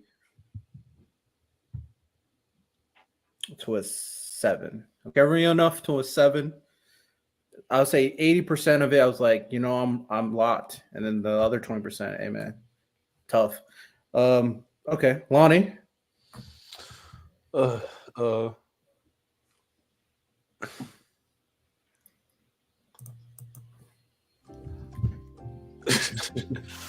off. No, Sukuna he's definitely one of my favorite antagonists of the new gen. Like you, I thought once we actually got some backstory and stuff like that, he was going to be an all-time great. I even have a Sukuna tattoo, but we didn't get any of that. So, yeah, the lowest for my sanity I can give him is an 8. I didn't mind the blob thing as much because he still had that same energy. He was kind of like an 8.5 at that point, but then the last chapter kind of dropped him back down to like an 8. So, yeah, I don't want to talk about Sukuna right now. Fuck hell. Man, you gotta be able to talk about Sukuna. You're gonna talk about him every time someone sees that tattoo. Hey, how you feel about Sukuna? Go ahead and cook, Liddell. Hey, go ahead and cook, bro. The thing is, like at a place where, like, unless I'm like at the beach or I'm being like a man whore, you're not really gonna see it. So what the fuck that mean? It's like on my side. It's like on my lower side right here. Oh, I thought you loved Sukuna so much. You feel me? All right, Ty. Wow. The stuff that goes to Riddell's mind, y'all. Nah, Riddell. I respect the call out. Because he was wild in the Discord earlier too. I didn't say anything. Because when Toss like, I'm getting that tattoo, and he said, "Oh, you should get it on your cheeks." I'm like, "What? What the fuck?" Yo, someone said they want to get like a full Yuha quote as a tattoo. And I was like, he said, "Yeah, on your cheeks." Riddell, you're weird. Hey man, and then I changed it up. I changed it up, and I was like, you know what? Just have the whole quote all over your face. I thought that would work well. Hey man, every now and then, Riddell just sneak one on you, bro. Because if you do it too much, man, it will just catch you slipping, bro. You got to be careful at all times with him. Hey man, I don't know what you're talking about. Ty, what's your rating for Sukuna? I give him like an 8. I actually think Sukuna is. I think I rate him so high because his interactions are always interesting. I think he's characterized really well, because his interactions inform us a lot about who he is and what he does. Like, I think that a good way to see this is let's say for this conversation, Sukuna before his ideal was destroyed. Let's say he saved somebody without not like a Mega. Obviously, care about Mega. Let's say he saved someone that he didn't care about. We would be like, that's off because it wouldn't be consistent with all the characters that he got up to that point, which I think is it's a good sign that he's characterized well, that we can say that this action doesn't fit him because what we've seen from him has been consistent line of characterization. So I think he's actually really strong characterization. And I think that even at the shift at the end, to me, makes sense if his whole ideal is built on strength. Like his introduction is like a hierarchy not based on strength is pointless. Like that should sound whack. So now ideal is broken. It does make sense that he's open to new ideas.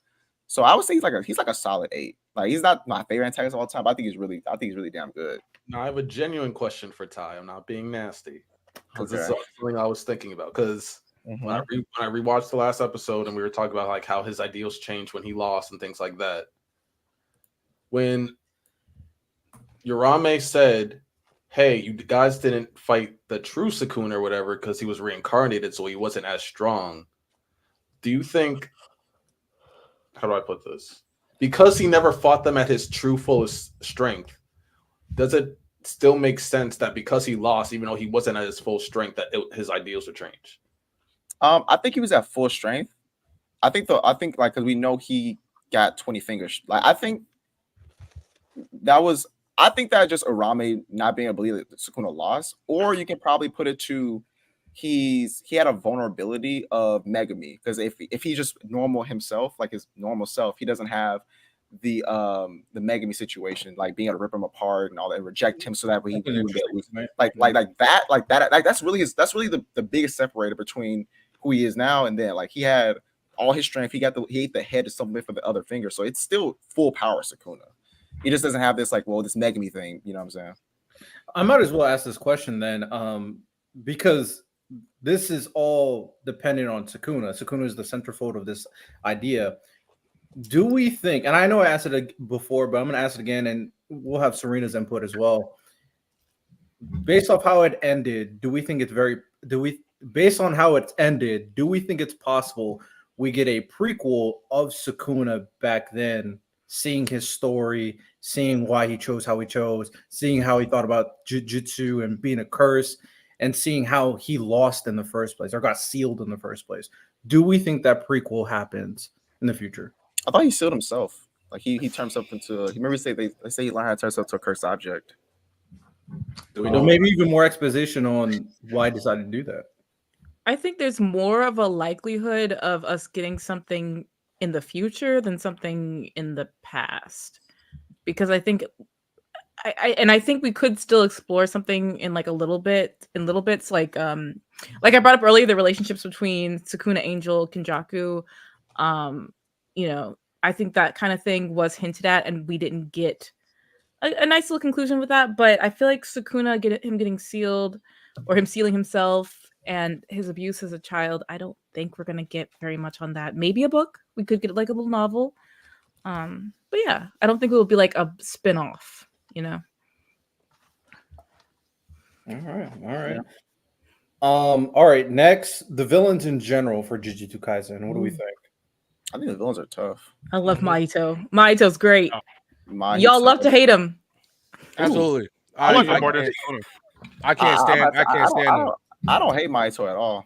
Okay, a lot of people do. Oh, I should ask Serena the Mahito question. The Mahito debate. Yeah, let's hear it. Oh no! Wait, what's the Mahito question? Yo, Fonte, play the "Here We Go" again audio. Here we go, bro. No, because I'm sorry. I've seen some creators say the same thing. So I was like, oh, maybe I'm not tripping. Maybe they're the problem. Right. So we were talking about craziest characters, right? And I was saying that technically Mahito's not crazy because it's a curse. Like the curse is he's a human curse, and the human curse's function is to torment and kill humans. Therefore, he's not crazy. He's just doing his function. He's just doing his nature. Mm-hmm. If he was saving humans as a human curse, that would be crazy. It's like a robot. If a robot is meant to save to save humans, or it's like a killer robot. It's like a soldier robot. It's supposed to just kill people, and the next thing you know, it's like saving a little girl. You're gonna say that robot's malfunctioning. So that's why I was like, do you consider Mahito crazy? Because no, I don't think he's crazy at all. He makes a lot of sense what he's doing, and I guess people find his methods a bit insane, or the way that he interacts with chaos and incites chaos. But everything about him makes sense. He's made from human hatred, and he has a hatred for humans. He wants personal growth, and that's what I love about him. He's always, he's always learning. He's always growing. Anything that he goes up against, he's even to the point where he can be grateful to someone like Nanami for pushing him to get to a better state. To a stronger state. He can like Gojo, who he's compared to, by Nanami. He has a near-death experience, and what does he do? He learns how to do domain expansion. So everything about him makes sense. He just wants to push his own limits, and he wants to have fun with his friends. Who knows that? That makes sense. Serena knows ball. I love Mahito. Lonnie, there's now 3 of us. I got y'all crazy noun, a mentally deranged person. He's not a person. Oh, shut your mouth, Lonnie. You know what he's He's talking about. not. He's not a person. He's a curse. Oh my Let's God. move on. You know what we're talking He's not a about? person. I would try to qualify to a Hold on a person. second. You know what? Lonnie always did this though. He's literally a curse. Ty will finish the definition, and then we'll finish talking about the villains. Or it said psychopathic, which I think he A is. psychopathic person, a human being. Yeah, he's not a human. It doesn't count. Anyhow, let's Why talk does about he get it? we've talked I go about on this. top.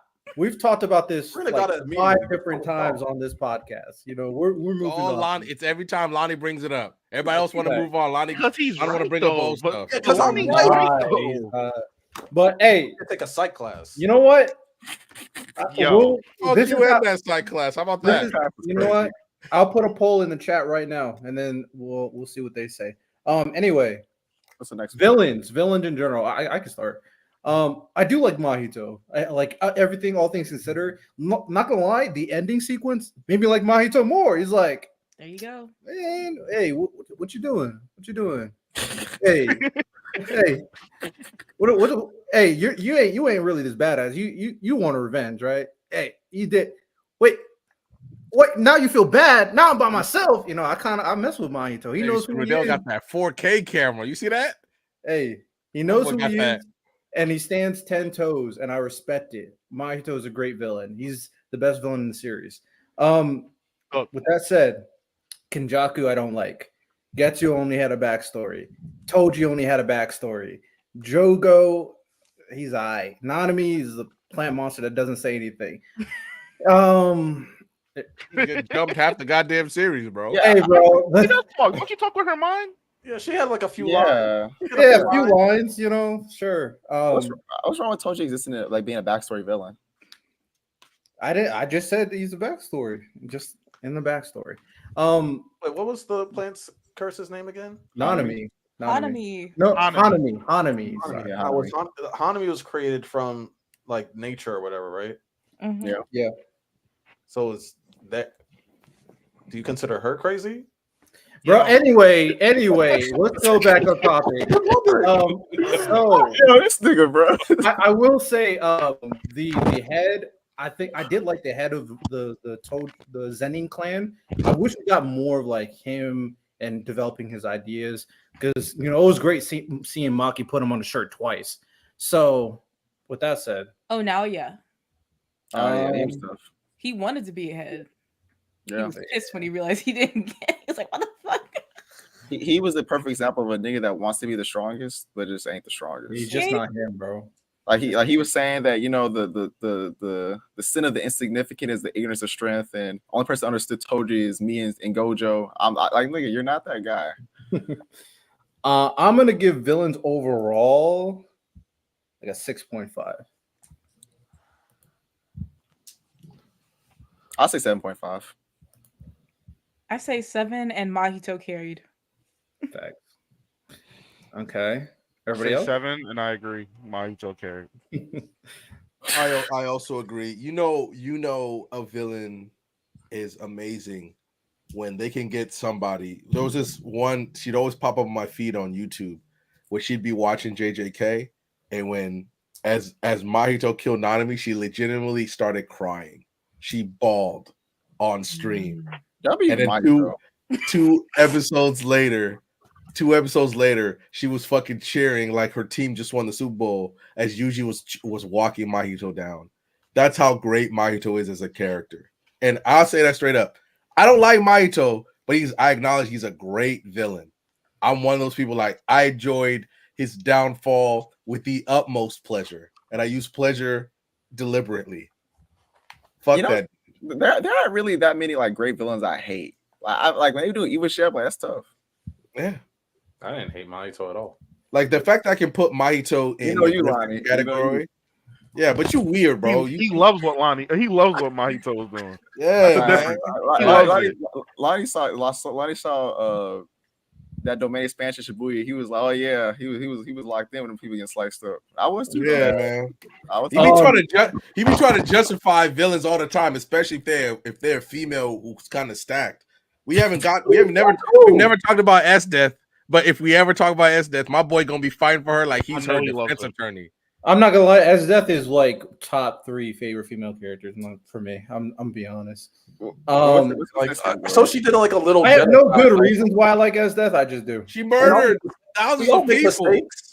Hey, mistakes. We all have bad days. People. Hey, Trent said Trent sent a $5 super chat. Our boy Trent, shout out to you, my boy. He said shout out to guys. He's cooking over there at on his channel, Flag on the Play, where he talk football. Also shout out I don't want to go on a tangent. We'll leave it there. Anyway, you know what? I'm gonna ask this question because we've talked about him so much. You know, it seems like the consensus that Mahito is arguably the best villain in the series. Arguably, how good is Mahito really? What do we rate Mahito? Where does he stack in all-time villains? All time. Yeah. I haven't thought about it really. It's like a loaded question. That's a loaded question, though. I just thought about it because everybody here loves Mahito. I mean, we're doing a villain tier list. Yeah, we're doing a villain tier list. Good pivot. I like that. Yeah, we're doing actually. That's a good point. Let me put this to everybody. Next episode, our episode number 50, we are going to be doing a top 50 BSS villains list. We've done that for top 25 protagonists, and we've done that for top 10 anime. Top 50 villains. That is what we're going to do. We're going to come up with a full ranking, and that one's going to be a good episode. As the BSS villain, mine should just count as like 2. It should just be like double, but you know. What's the next category though? Lonnie, give your rating for the villain. Oh shoot, my bad, Lonnie. No. Huh? Oh, I said next category, but I didn't know if you get your rating or not. For the JJK, I give it like a 7. Kenjaku to me is like a top 5 fumble of like the new gen, if not anime / manga. They really fumbled Kenjaku. But now Mahito, amazing. Sukuna, a lot of meat left off the bone, but still pretty good. I even like Jogo a little bit. So Ghetto, goated. Yeah, so I'll give it a 7. Okay, let's move on to the next one. I believe the next is main side characters. So that's Gojo, that's Nobara, Megami, and I guess Yuta Maki. Yeah, I would say I think probably say because I don't know if it's like just because you're in the trio means you're necessarily more important than like Maki, for example. I think like that's usually like a trope, but that doesn't necessarily determine like your level of importance. But I would say Yuji, Gojo. I think Megami, Nobara, Maki. You can argue. He has his own movie. He's a main side character. I think Gojo's a main character. Wait. Are we talking about? Wait, the main. Wait. Are we talking about just side characters in general, or like? No. The main character that's not I agree. Like Gojo's more of a main character, or like. So it's still main. Okay, you guys are. You guys are getting a little too specific in the terminology. So Yuji's the protagonist. The other main characters that's not Yuji. Okay. Yeah, we're gonna be talking more about Maki than we ever will about Mekamaru. Okay, so what's the side? So it's Gojo, Megami, Nobara, Maki, Yuta are the 5 we're talking about. Are we including Panda? Oh no. Bring Taylor in here. Hold on, real quick. I was just asking. He's there. He's there a lot. He's there. No. Come on, bro. He's not a man. What's the dude with the executioner sword? He had a chance, but he fell off. Higuruma had a chance. I'm saying, is it Gojo? I mean, Gojo? he didn't die, but he died. You know what I mean?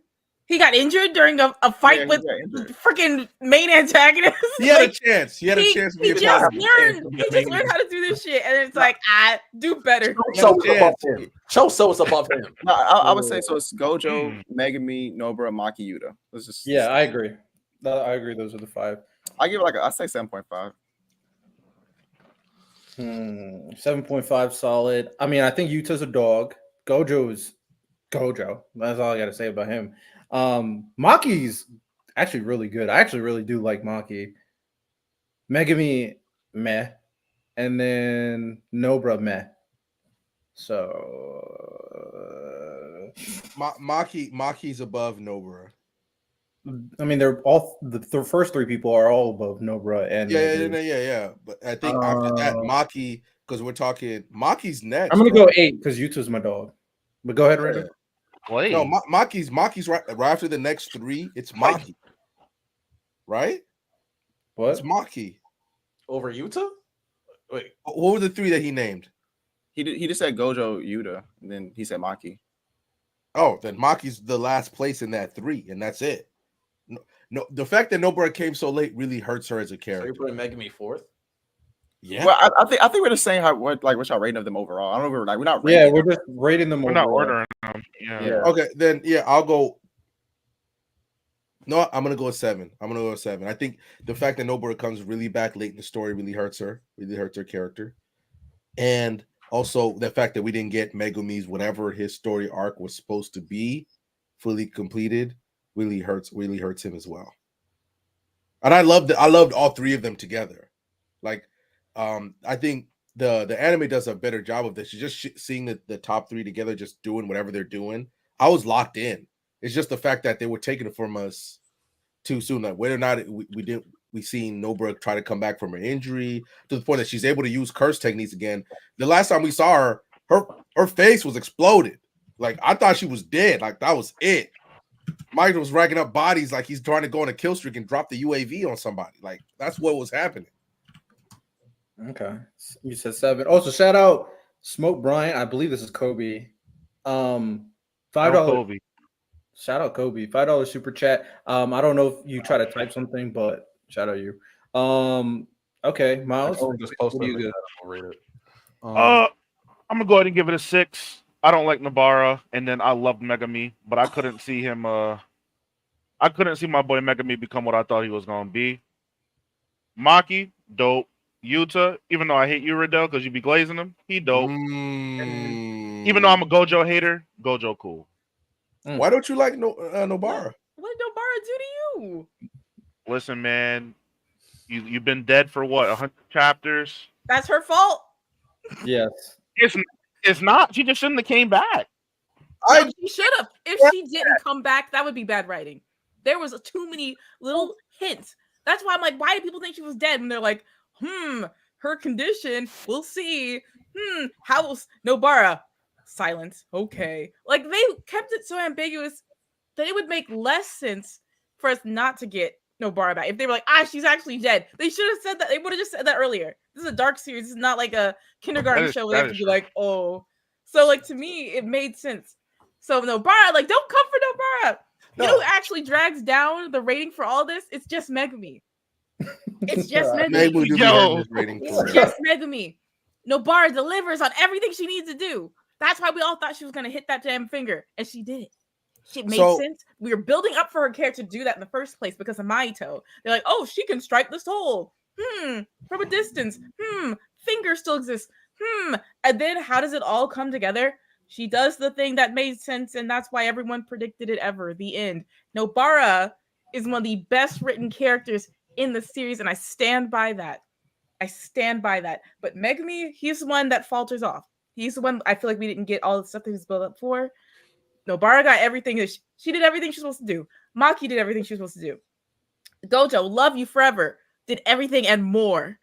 Itadori, Yeah. I mean, everyone but Itadori, sorry. Yeah, so it's basically Megumi's the only one who's like detracting really from this. So Moni, no, real quick, I got cooked in a clip. Real quick. Give your rating, Serena, and then I'm gonna read off the super chat. 7 Gojo carries and Megumi is the only bad one. Damn. Okay. Shout out Kobe, $20 super chat. If you guys don't know, if you could put up the graphic real quick, we do have a graphic where you can send donations for like donation goals, and we will do certain things, of course, on the podcast, or we'll watch or read a certain thing. So that is our donation goal on the bottom. He told me to watch. Can you pull up the super chat again? Hitori no Shita. I don't know what this is, so I'll watch it and I'll talk about it next pod. I got you, my boy. Appreciate you. All right, Ty. I think you already went. Actually, Lonnie, you're last. No, I'll give it a 7. Megumi, I thought then originally was probably gonna end up being the best running character, but Gege was Gege. But Gojo's goated. I love Yuta, and Nobara got like the bare minimum, but like she still did her job, and Maki is Maki. So yeah, I'll give it a 7. All right, and the rest of the side characters, all the rest of them, like Hikari, yeah, Panda, Inamaki. So, I mean, Mekamaru. I wanted more of Mekamaru. Miwa. Is Nanami not part of the main side characters? I didn't want to say it, but I thought he was. I was. Know what? Am I tripping? No, can Sancho you be might a be part right. of the main side characters if you don't last to the end of the story? Nobara barely lasted to the end of the story. But she did, though. She showed up, though. Exactly. Come on, we being nasty. I think you can though. Like for example, I'm about to say this, y'all. Let me say this right. If a Straw Hat died at Wano, they'd be still part of the main. You know what I'm saying? Yes. Even if they died at Wano. Yes. I don't know. Like Jinbei, if Jinbei died, Riddell, is he still part of the main? No, hold on. I got a question. Not Jinbei. Not Jinbei. Well, give me a Straw Hat. Give me a Straw Hat. No, hold on. I got a question for Riddell. Riddell, I got a question. So is Erwin not part of the main cast because he died? I don't think so. No. I the main Wait. Better question. If All Might died, would he not be part of the main side? Because if All Might died, I think he would. He would. That's a good I one. think All Might That's actually would. a good one. That's a good one. Okay. Gojo died. Gojo died. Gojo died. That's a fact. Gojo dead. Gojo's dead. Hold on. He stayed in the story the whole time. Hold on. What do we rank Toto then? What do we rank Toto I was then? just asking questions. Yo, That's why I was Side like, character. He's a solid side No, character. drink more water. Where do we rank Toto then? Every time Yuji needed help, Toto pulled up. Toto's good. He's not part of the main cast. I think he's about Well, we're talking about side characters right now. Side characters is great. Yeah. So Junpei, Toto, My boy had a Nanami, musical instrument on his arm. Still fucking Yeah, everybody around. else. I would say Higuruma. Nanami's not part of the main side person. Yeah, Higuruma, you got Nanami, you have Junpei, you have Mai, you have Junpei could have been, We're gonna man. summon Char up in here. She's gonna try to whoop. I would somebody. say I would give it a 7 personally. I think they did their job. I'll give it a 7. 7. It's fine. I give Okay, it so 6. 3, 7. 6. 8. Yeah, the side characters, I feel like they were pretty lacking. Like, how am I supposed to care about Momo really? Like, she cared about Mai. She was always fighting for Mai. Whatever. Who are you even? I feel like there's a lot of characters where I'm like, what are you even doing? Miwa, I was rooting for you, Miwa. We were all rooting for you. And all you did was serve bang and have your sword broken. And that was it. Like, they could have even tied her into the whole new Shadow School stuff more, right? Like, she just kind of has her own little reaction, like, oh, really? Oh. I'm like, she was more of a, like, we heard more about Ui's fate with the new Shadow School than Miwa. And her teacher is Kusakabe, and he's the new head. But she's just kind of like she just feels kind of dopey. Panda. The hell did Panda do? He was with the gang like he did something. He shows up at the end like, hey, guys, this truly wasn't Jujutsu Kaisen. What did you do, Panda? This animal cruelty is just... Listen, Yo, I have a stuffed panda. I almost brought him out here. Really? Yo, she just reminded me of something. Remember in the Culling Games where they showed like that panel of Miwa at the Culling Games and they said that she had like the highest score or something? And then we never heard about it. We never heard about it. Score. They just showed she just had so much aura that like we thought she had the highest score with her sword broken. She can't use her sword. They didn't sure. They didn't say highest score. She just had aura. Yeah, it was just aura. She's Yeah, watching. just Aura.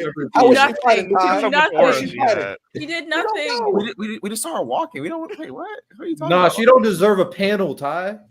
She doesn't. If Gay didn't That's do fine. nothing with her. I'm just saying she was just walking. Yeah, so it was just too many characters who did nothing and just weren't very interesting. Like I ain't fighting for my, I don't care. She I mean, she was there to do what she had to do, but she didn't feel like her own character. Like she was a sacrificial lamb for Maki's development. Which fine, worthwhile cause, but W sacrificed. Yeah, W being turned into a sword. She's so real for that.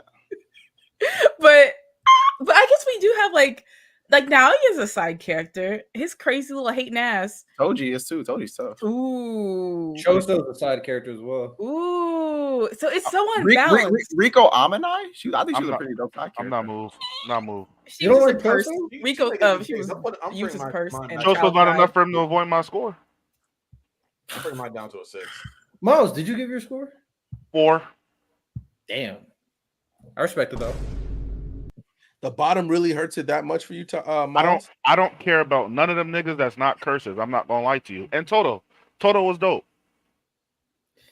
So you don't care about Nanami at all? What about Hikari? We consider Nanami as part of the main cast. Oh. Yo, Lonnie, Hikari was gonna be my favorite character. The nigga didn't do shit.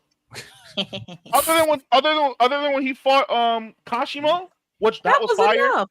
No, I wanted to come on. They were playing tic-tac-toe. Nothing with Sukuna. They had a beautiful picnic. He stalled. What do you Him and want? Rame were just trolling that whole time. They were watching the sunset. They were doing stuff. You guys are telling me I'm changing my score to a 5.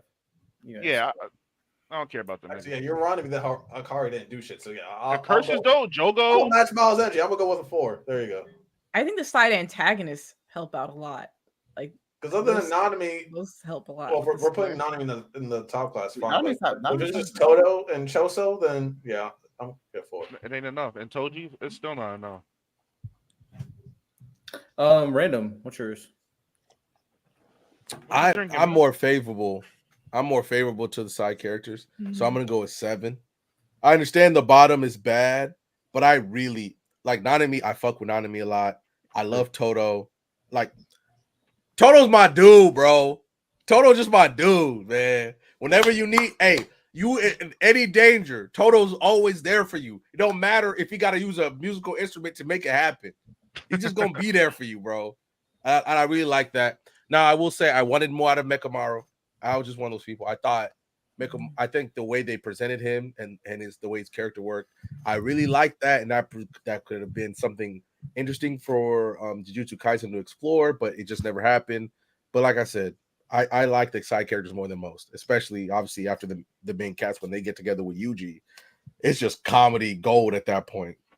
God, I watched the one where they get Megumi to sit down on the goddamn wet paint bench probably about once or twice a month because I think it's just hilarious. The way they work it. So let me stop before I go too far. All right, let's move on to the setting. What do we think about the lore and the history of JJK? I'll go first. I didn't like it. So I will go 5. I think they did okay. Lonnie? 3. What lore did we get? How much lore did we get? Well, I mean, we got some lore, but how much lore did we really get? So, I mean, yeah, we got some. Like we heard about the Hanan arc like 1,000 fucking times, but like how many times did we ever get? We got like 2 flashbacks of like the Hanan. So, a little bit. I mean, lore like how Kenjaku found the twin fetus of Sukuna's twin somehow that got reincarnated. I mean, we saw it. We heard about it. We didn't see it. So I'll give it a 3. Okay, Ty. Lore. So we have like Zenin clan stuff. We have curses in general. We have certain specific curse techniques like the lore behind Maharaga. You have stuff with Tengen, Star Plasma stuff. Well, I say like 6.5. Okay. Serena. I give it about a 4. If we're talking setting and lore, is that what we're doing? Or setting and lore? Lore in the history. Oh, lore and history. Yeah. See, one thing I think that's kind of interesting with JJK is that it's building off of stuff that like a foreign audience we don't know a lot about. Like the Heian era is like taught in school in Japan. So when they were referencing certain things that we're like, what? Who are those people? Like, oh, he defeated the 4-star generals and all this different stuff. Like that they have a certain basis that we don't have. And but I'll say I'll say like a 4 because I don't think it was all that it wasn't great. And honestly too, things like the mechanics of the system, I don't know if we count that as part of lore, but building your own domain expansion and abilities, I was hoping we would learn more about that. We'll talk about that in the power system. Okay, yeah. So I'll say 4. Y'all telling me changing. Miles, go ahead. I'll say 5. It was average. I think it checked a lot of boxes, but we didn't really get any like detailed explanation on a lot of different things. So I'll just put it right in the middle. 5. Okay, Random. Same thing. I think because I really like Japanese history. And giving it a 5. Yeah, I'm giving it a 5. Okay. I really like Japanese history, so Heian era is not something that I really know about, and that's because most people, if you look into Japanese history or how it's depicted, even Shogun on FX is talking about the Sengoku Jidai and right after that, and that's 600 years after the Heian era. So I was really interested to look into that part of the history and just see how things work, because you don't get the katana like you see it, how people like talk and dress and all that. That's years before the popularized version of feudal Japan. So I'm really disappointed because other than that, I mean, what else about JJK's setting really stands out from anything else? Fair enough. All right, power system. This is probably one of JJK's pillars that people always talk about when it comes to Jujutsu Kaisen. Power system, Random, you can start it out. It's still a little confusing for me, but I think I just don't get it. I've read it. This just doesn't compute with my brain, but I still think the power system is pretty good. I'm gonna give it an 8 out of 10 compared to other power systems I've seen in other ones. I really enjoy it. I just think until I fully grasp it one day, and I'm tired of watching YouTube videos that don't explain it right, because I just want to be able to have a conversation about simple domains and domain expansions, how the powers work, without not sounding like somebody who just read it out of a dictionary 2 seconds ago. So I just want to be able to understand that. All right. Miles? I'm gonna give it a 9 out of 10. I like Cursed Energy a lot. I think it's very well fleshed out. I think there's counters for everything. And my favorite thing about it is you can be the strongest person in the world. Someone can have a useful enough curse ability that can kind of negate that. And I like that a lot. I like how there's also a way for people who don't have cursed energy at all to compete through the means of weapons and things like that. I like how there is an alternative to using cursed energy through heavenly restriction, and that can give you power. I like that a lot. So I just think there's a lot of ways that JJK established for you to be able to gain power in this series and utilize it effectively. I think domain expansions are dope. My only issue, and Serena did touch on it, I think when you start getting into the more advanced levels of curse energy, like domain expansion, for example, there isn't really a clear indicator as to what's the barometer that allows you to use these things. For Mahito, for example, he was getting his ass whooped, and through him trying to find himself through self-discovery, he felt like he was ready to achieve it. Yuji, through his training, whatever that was, I mean, we saw it, but his training, he was able to use it. I just wish we had a clear, defined explanation of like, okay, this person's ready to use it and what that will look like. Other than that, I fuck with it. Yeah, I'm high on it. All right. Serena? I give it like a 6 out of 10. I think, we see a lot of its effectiveness in how people love to talk about it and love to come up with 1v1s and all sorts of interesting things. I think because Gege did put that kind of love and attention into it. One thing that confused me early on as like a reader was wanting to know, how do people figure out they have a curse technique, and how do you nurture that? How do you make it better? Because we have like these kind of like muggle born people, who don't come from cursed families. Like like Ghetto, who murked his family of monkeys. And he was someone who decided, like, how do you know that you can swallow curse orbs? How do you know you can make them? To me, it was a little bit lacking in that department. And we got little things like Gojo talking about, like, at the very end around the end of his inventory, him talking about, I'm working on my curse domain, or my domain expansion. I'm working on stopping things, like having that auto barrier to protect myself. But I'm like, how do you do that? So for me, I was a little bit questioning how things work. And the fact that this is against the setting too. We go to a school, air quotes, we spend no time in school. So I used to wonder too, how does a teacher teach students who don't have the same curse technique as them? Because to me, I would homeschool my kid if it's like a cursed family type, or not cursed, but sorcerer family, and they've got the same thing. I'm like, you're staying, like, I'm just going to teach you how to use it. Grandpa knows how to use it. We all know how to use it. So why would I send you to Jujutsu Tech? I feel like that's one thing that hurts it for me. But I do think there were a lot of details that got people excited to talk more about the counters and all things like that. So I'd say 6.5. 6.5. All right, Ty. I don't know. I think it's a 10. I think what really solidified it as a 10 was Gojo versus Sukuna. Like, that was really displaying everything about the power system in Gojo versus Sukuna. And I think at least trying to write all those fights and keep all the powers consistent, and I think Gigas does a pretty decent job with it. I think it's a 10. Like, it's like trying to write fights is already hard, but you have all these abilities. You have to win out. Like, how do all these bits interact with each other? Like, how does a unlimited void interact with the malevolent shrine, and all the little small details that go into, okay, if I'm using dual amplification, I can't use Maharaga, but if I turn off my amplification, I take enough damage, I last for 3 minutes, and then our domains clash. We open our domains at the exact same time as why we, like, it's just so many things. Like, bro, like to write all that, yeah, that's crazy. That's a 10, bro. Lonnie. I'll give it like a 8.5. Some of y'all made a lot of good points in terms of pros and cons. I think it is very diverse and unique, and like how Miles said, like, different, it can be a weaker curse technique, but you can still end up winning depending on the properties and stuff like that.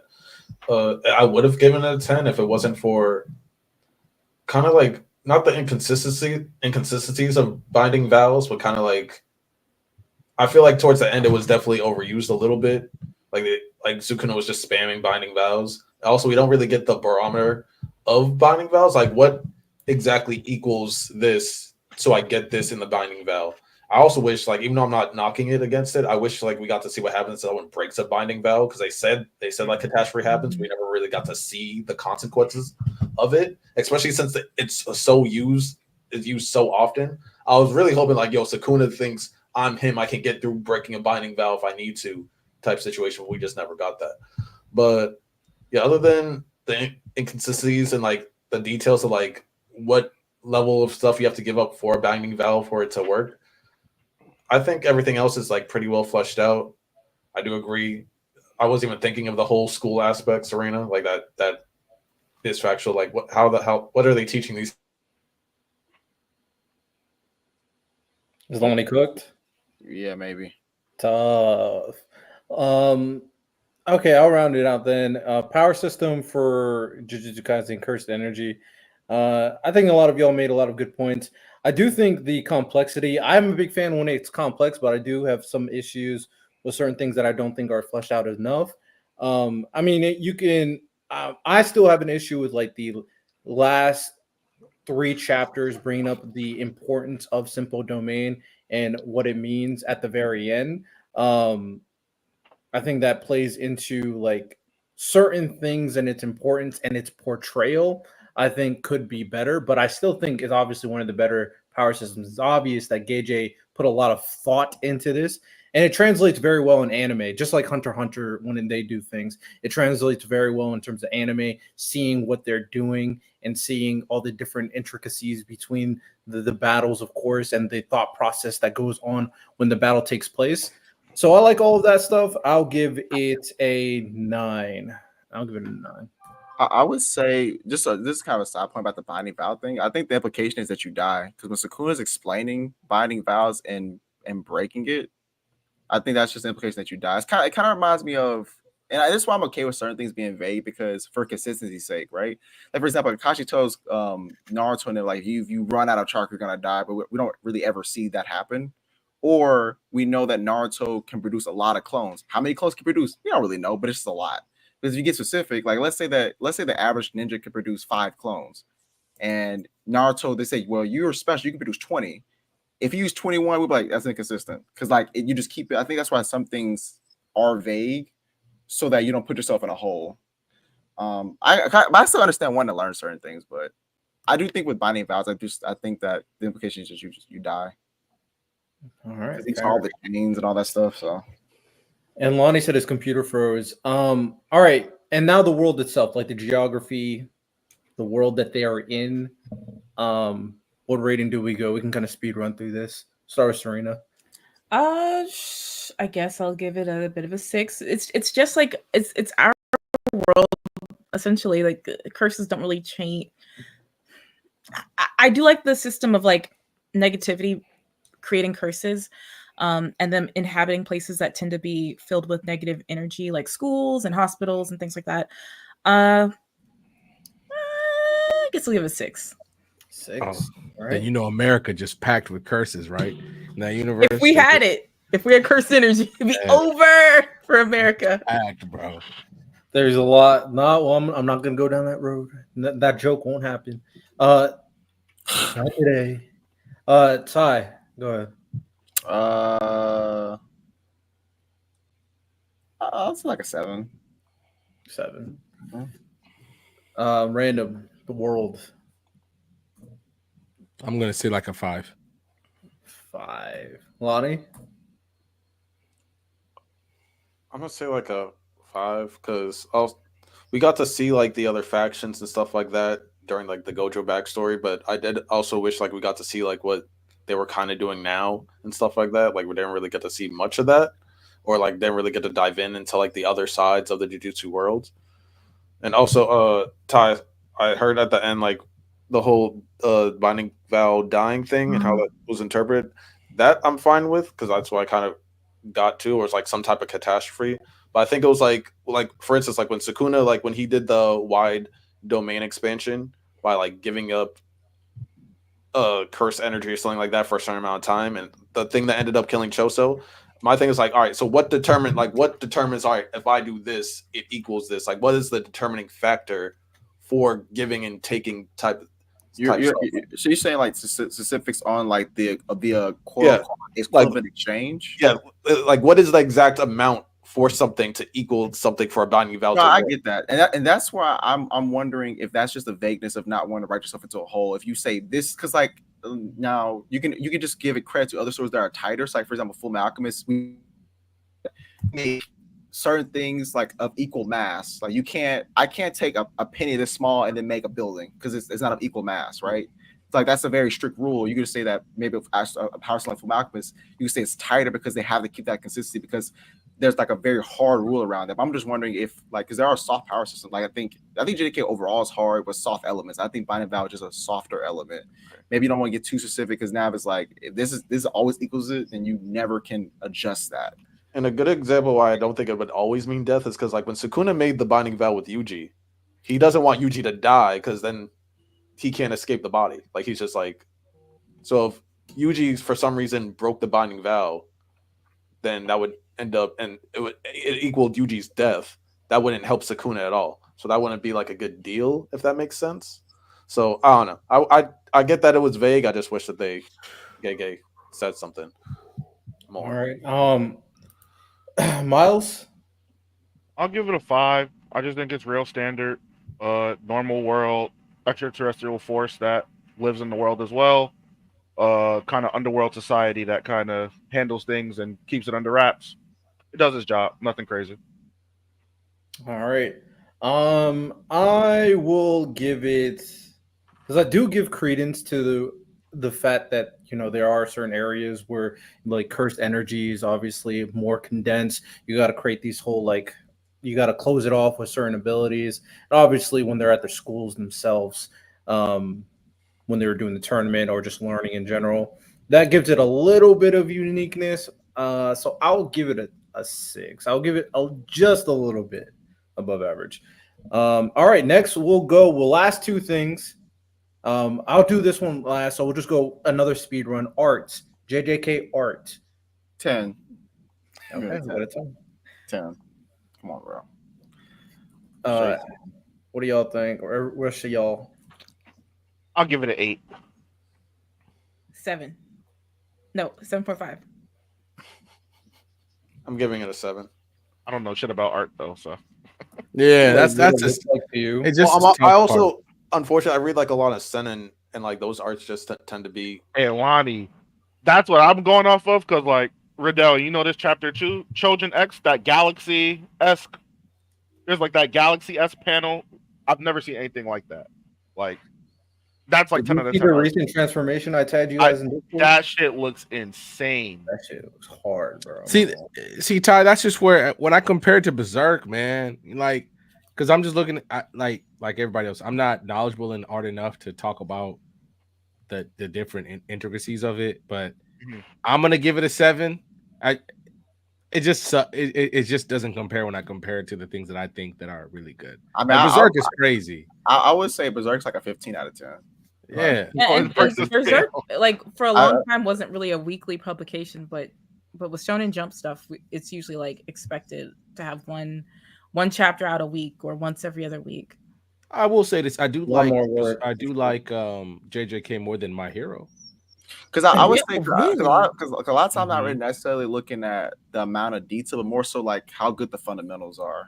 I think it gets very fundamentally sound. Okay, fair. Lonnie, did you pick?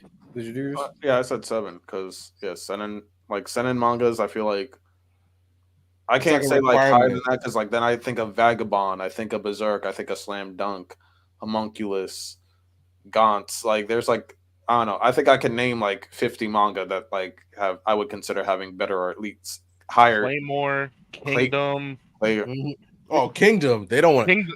I don't know how they still doing Kingdom. 800 something chapters of it, or 1,000 chapters now, and it's still pristine quality. Kingdom is God's work. I think Berserk probably has the greatest manga I've ever seen, but JJK is my favorite art style of all time, though. Like it's just, I would put Chainsaw Man above it in terms of creativity too, in terms of art. Yeah, I don't think that's crazy. I think Chainsaw. So like for me, because they're all professionals, they're all 10s, right? But at least they're all great. They're all great. But they're like levels to it. Like I think that Miura's paneling is literally like the or for instance, like it is Vagabond, I feel like should never be animated. Well, one because the author says he doesn't want it to ever be animated, but I feel like if you ever animate Vagabond, it kind of takes away from what does Takahiko know? No, it's fine. No. I feel like it takes away like from like his actual artwork because it's beautiful. It's ridiculous. No, that's right. Like call Disney to make that, and they still gonna fuck it up with all the money that they have. Serena, what's your rating for art? I guess I'll solidify it with like a 7.5. Great posing. I think JJK with the posing and a little bit of experimental paneling. Sometimes the fights are a bit messy. I'm not gonna lie. Sometimes they're very good, but I guess 7.5 overall. All right, I'm gonna go with the 6. I think it's above average. Shout out. A last one. Themes. Ooh. How well did JJK execute its theme? We'll start out with Serena. Say Miles. 10, Miles will just 10 out of 10. 10 out of 10. It did okay, I'll say 9 out of 10. The only thing that it really lacked was having humanity, like non-sorcerers, take responsibility for something they didn't know was an issue before. Like, I feel like a lot of the series is about keeping things hidden, and then they get to a point where they can't be hidden anymore, and now we need to do something. So, and it would have been a great parallel to the whole Junpei situation, which the Junpei arc, fantastic, and it set up a lot of great things. Junpei was being bullied. People did not know. But one girl did. And later on, they show what they started this whole, like, if you see something, say something type of program. And that girl wrote down that she had seen Junpei getting bullied. And they start trying to enact some kind of program to protect people from bullying. And so I think it would have been nice if we'd seen, hey, we now know as non-sorcerers, as regular people, that there are these creatures running around and they are created from our negativity. So how can we create systemic change, right? Like how can we change how school is, how hospitals are, how offices are? Because those places breed a lot of negativity because they have bad cultures. So that's the one thing that takes it out of a 10 and down to a 9. But everything else, people don't care about love, so they don't care about all the love themes and whatnot. But it did a fantastic job with all of that, conservatism versus liberals and or more liberal thinking. All that stuff came to a really beautiful conclusion.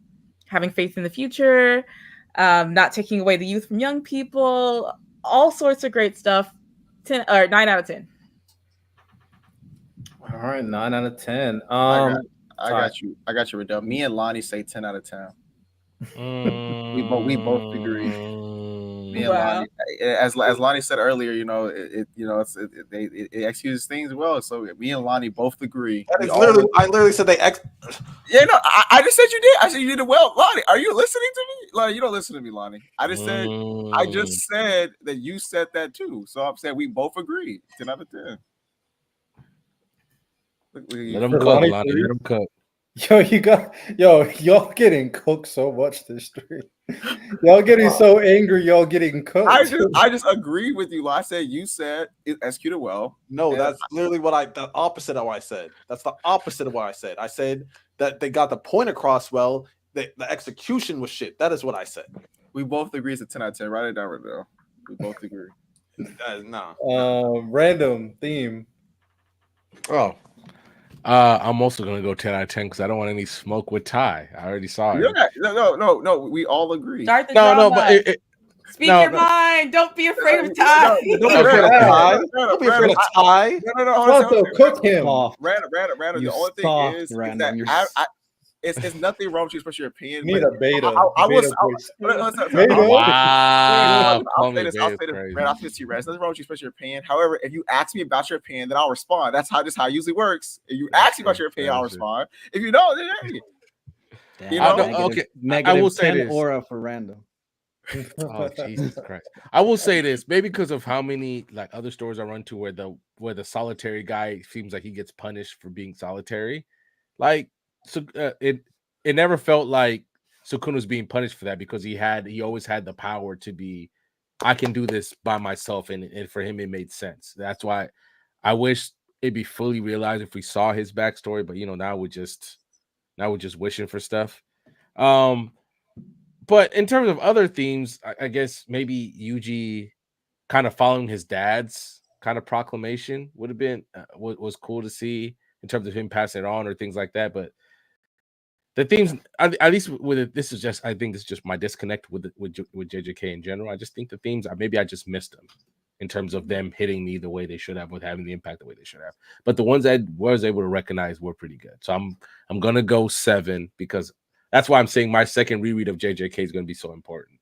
And I will give Ty a whole report when I do that. Oh, my God. Oh, man. I'll go next. The theme, personally, I got the theme. Obviously, I thought both Yuji and my dog Yuta very much embodied that theme throughout against Sukuna. My thing with it, especially with like Yuji and Sukuna, I just really never truly bought into what they were telling me with Yuji and the whole love thing. I got he cared about his friends, but I thought it was pretty surface level in terms of like obviously having your friends help you, loving your friends, all that connection stuff. And then the Sukuna stuff, I never really understood. Like at the end of the day, what made him so anti-love? What made him so anti-everybody else? What made him an individual? Now, I assumed in the series, based on how they were presenting Sukuna, is because he just thought of himself as like the ultimate being. That all kind of changed for me when the ending said, no, there was 2 paths. He chose this, but he does, it seems like, have somewhat of a heart. So there's something that deterred him from choosing the other path, and I just don't know what that is. So I need to know what made him think that he was this guy, what made him go down this road. Those two things didn't really hit for me, even though I understood what the theme was. But for me, the execution did not resonate with me in terms of how the story was told. So I'm gonna give the theme a solid 5,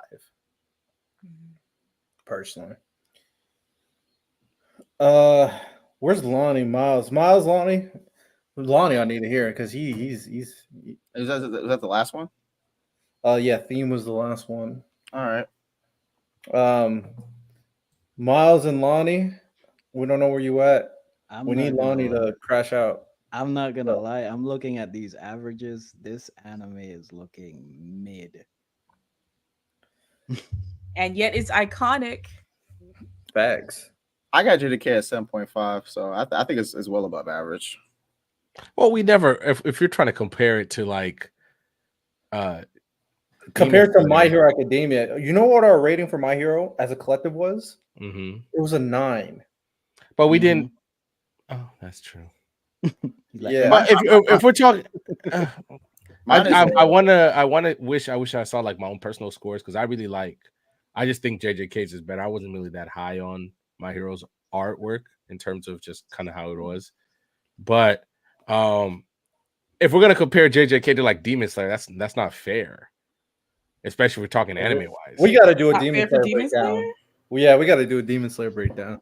Yo, can y'all hear me? Yeah, we can hear you. Yeah. But I'm only talking. If we're talking like manga, I think that's a better comic. But we're just talking anime. You know what? When Demon Slayer anime ends, we'll do a breakdown. That's what I would say. Are we still doing the Don like stuff, the Bleach, like the fall anime? Yeah, we will. We'll talk about it pretty quickly. Obviously, if Serena has to go, she's more than welcome to go if she wants to. You got to drop us one of your at least one fall recommendation though. Oh, we can get that, but it's up to her. If she wants to stay, she can stay. But Lonnie, what is your rating for your theme? I just gave mine. We need to get yours. Miles has got a call from work, so yeah, we can have Santo replace. I'm in Taylor's setup because my computer kept on messing up, so I don't know where I'm looking at. He's in the Twilight Zone right now. I don't know what's happening. He looks scared. Why is our thing set up like this? The theme, whatever Ty said, cut it in half and cut it in half again. We all that's your enemy right there. That's I love Ty. Ty's taught me more about literature and reading than I've ever learned. Like he's helping me finish this book. It's probably gonna be done by the end of November. He's gonna get one of the first copies. And probably like an author's note, it's probably gonna be like, "Fuck you, Ty," but whatever. This is crazy. Appreciate you, love you, but fuck you. No, so the overall theme, I'll give it an 8. I'll give it an 8. See, we agree. Look at that. You said 10, motherfucker. What are you talking about? we all agree. We agree. We can wrap it up. You will not gaslight me, Ty. We can wrap it up. You will not gaslight me. Wrap it up. Santo, to replace Miles and give a rating for theme. What Miles? I give it an 8 as well. I think the main theme that they try to portray, they did it well. Quick, simple, like that. Yeah. All right. Well, with that said, ladies and gentlemen, we have a final rating. I'm going to calculate it. Can you, Santo, head to my anime list? Oh, actually, don't know if I gave you the login for it. It's the same password, but the username, I think you can just use the email actually to just log in. But we'll put that in. But let's talk about fall anime before we get into that. Like I said, Serena, if you want to stick around, feel free. You can stick around with the boys, or if you want to head out, you got to go to sleep. That's fine too.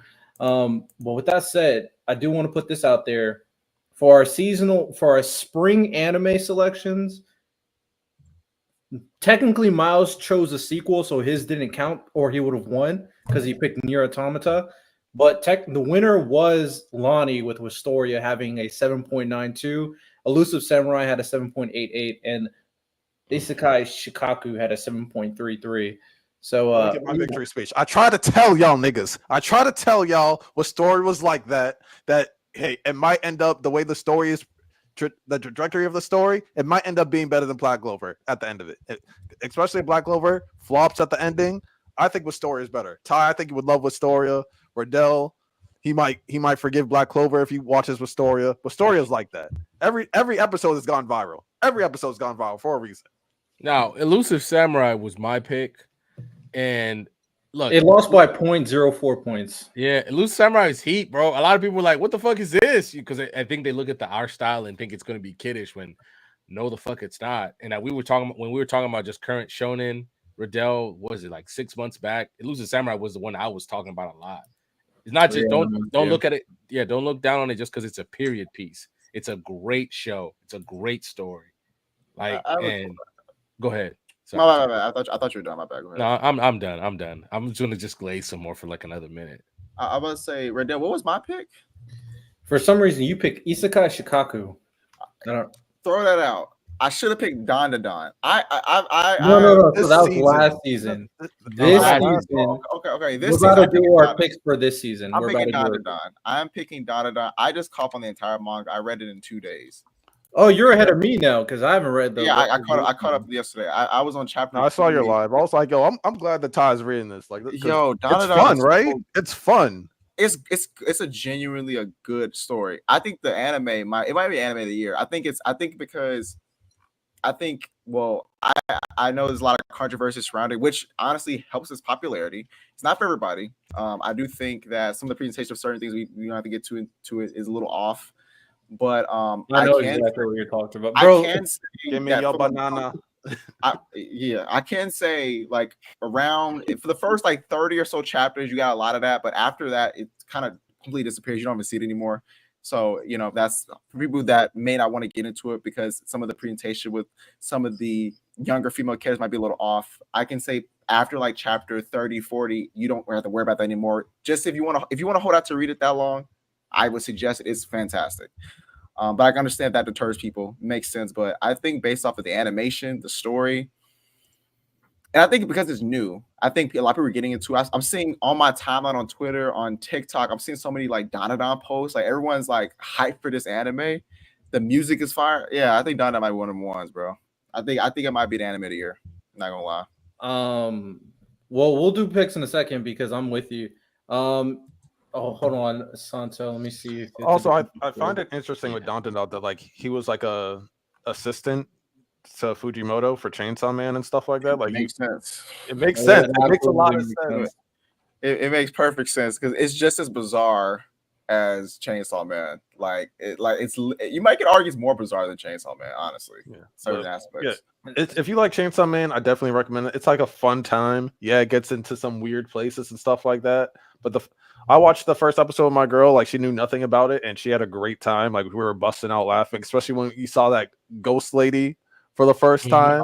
And what she said, like, yo, we had to pause it because she was just on the floor rolling because it's out of pocket. It's out of pocket. Bro, Dandadan is that's a good point, Lonnie. Dandadan is hilarious. I was cracking up reading Dandadan. Not many manga, I got a hot take.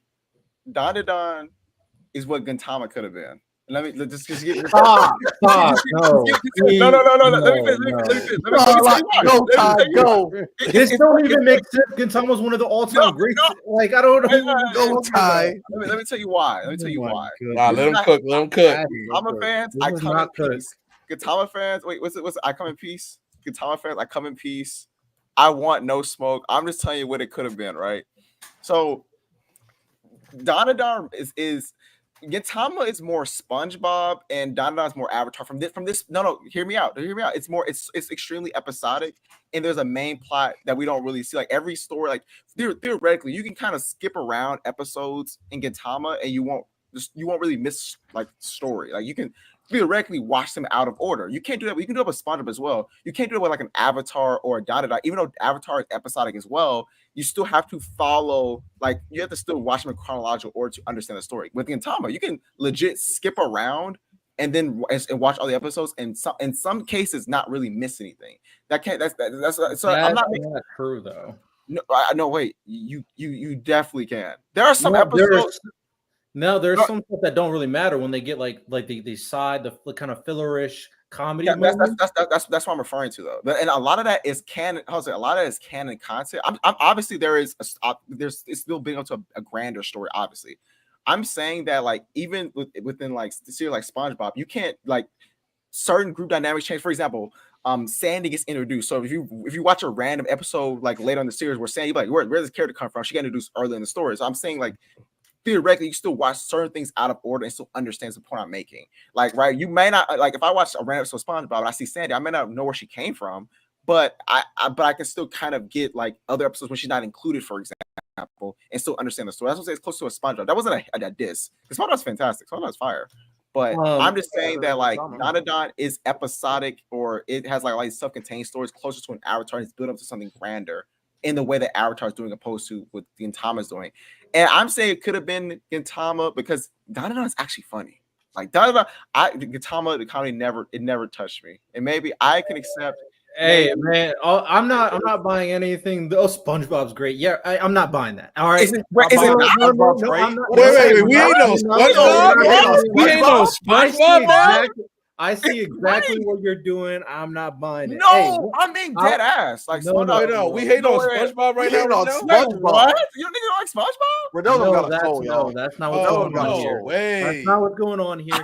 He didn't compare it to SpongeBob to signify its greatness because he doesn't like Gintama. No, he compared it to SpongeBob. I like to talk SpongeBob. about the No. plot that is not. I mean, based on how he's saying, it's not congruent because SpongeBob doesn't really have a plot either. I got you. So, Riddell, You caught me there. Riddell, stop. No, I saw what you're doing. SpongeBob asked, by the way. Riddell, we ain't no SpongeBob, Miles. No, hey, before we get into anything, I just want to make it very clear. Gintama is an all-time great. It doesn't need to be Dandadan. I agree. It's an all-time great. Dandadan needs to be Gintama if we're really talking. No, it doesn't. It's definitely, it's a longer series. So of course, it's going to extend some of the funny gags it does. Dandadan, I think Dandadan's. Since you're caught up, Ty, you're probably like 20-ish chapters ahead of me. And I've stopped reading at a certain point, so you're probably 20-ish chapters ahead of me. I think it's probably ending. No, it is ending soon. So Dandadan is a more self-contained story. Yeah. Now, I'm gonna finish because you I feel like you're a little too emotional. I was comparing it to SpongeBob as far as story structure. I'm not saying it had nothing to do with quality. Like nothing to do with quality, because SpongeBob is well done. Like now, I think that after the writer left, when I fell off, but like just like what those first 3 seasons, even though it's not as congruent, even though that again there are certain things you can't. If I watch random SpongeBob, I'm going in blind. I will be confused by certain things because there are certain things that lead up to the story, right? Like I'm acknowledging there's still some sort of consistency, even though it's extremely episodic. Point I'm making is I just think Dandadan is done. I prefer that version of storytelling with a series like a Gintama. If unless it's funny. SpongeBob works because it's funny. It's really funny. Gintama, yeah, I think it's hilarious.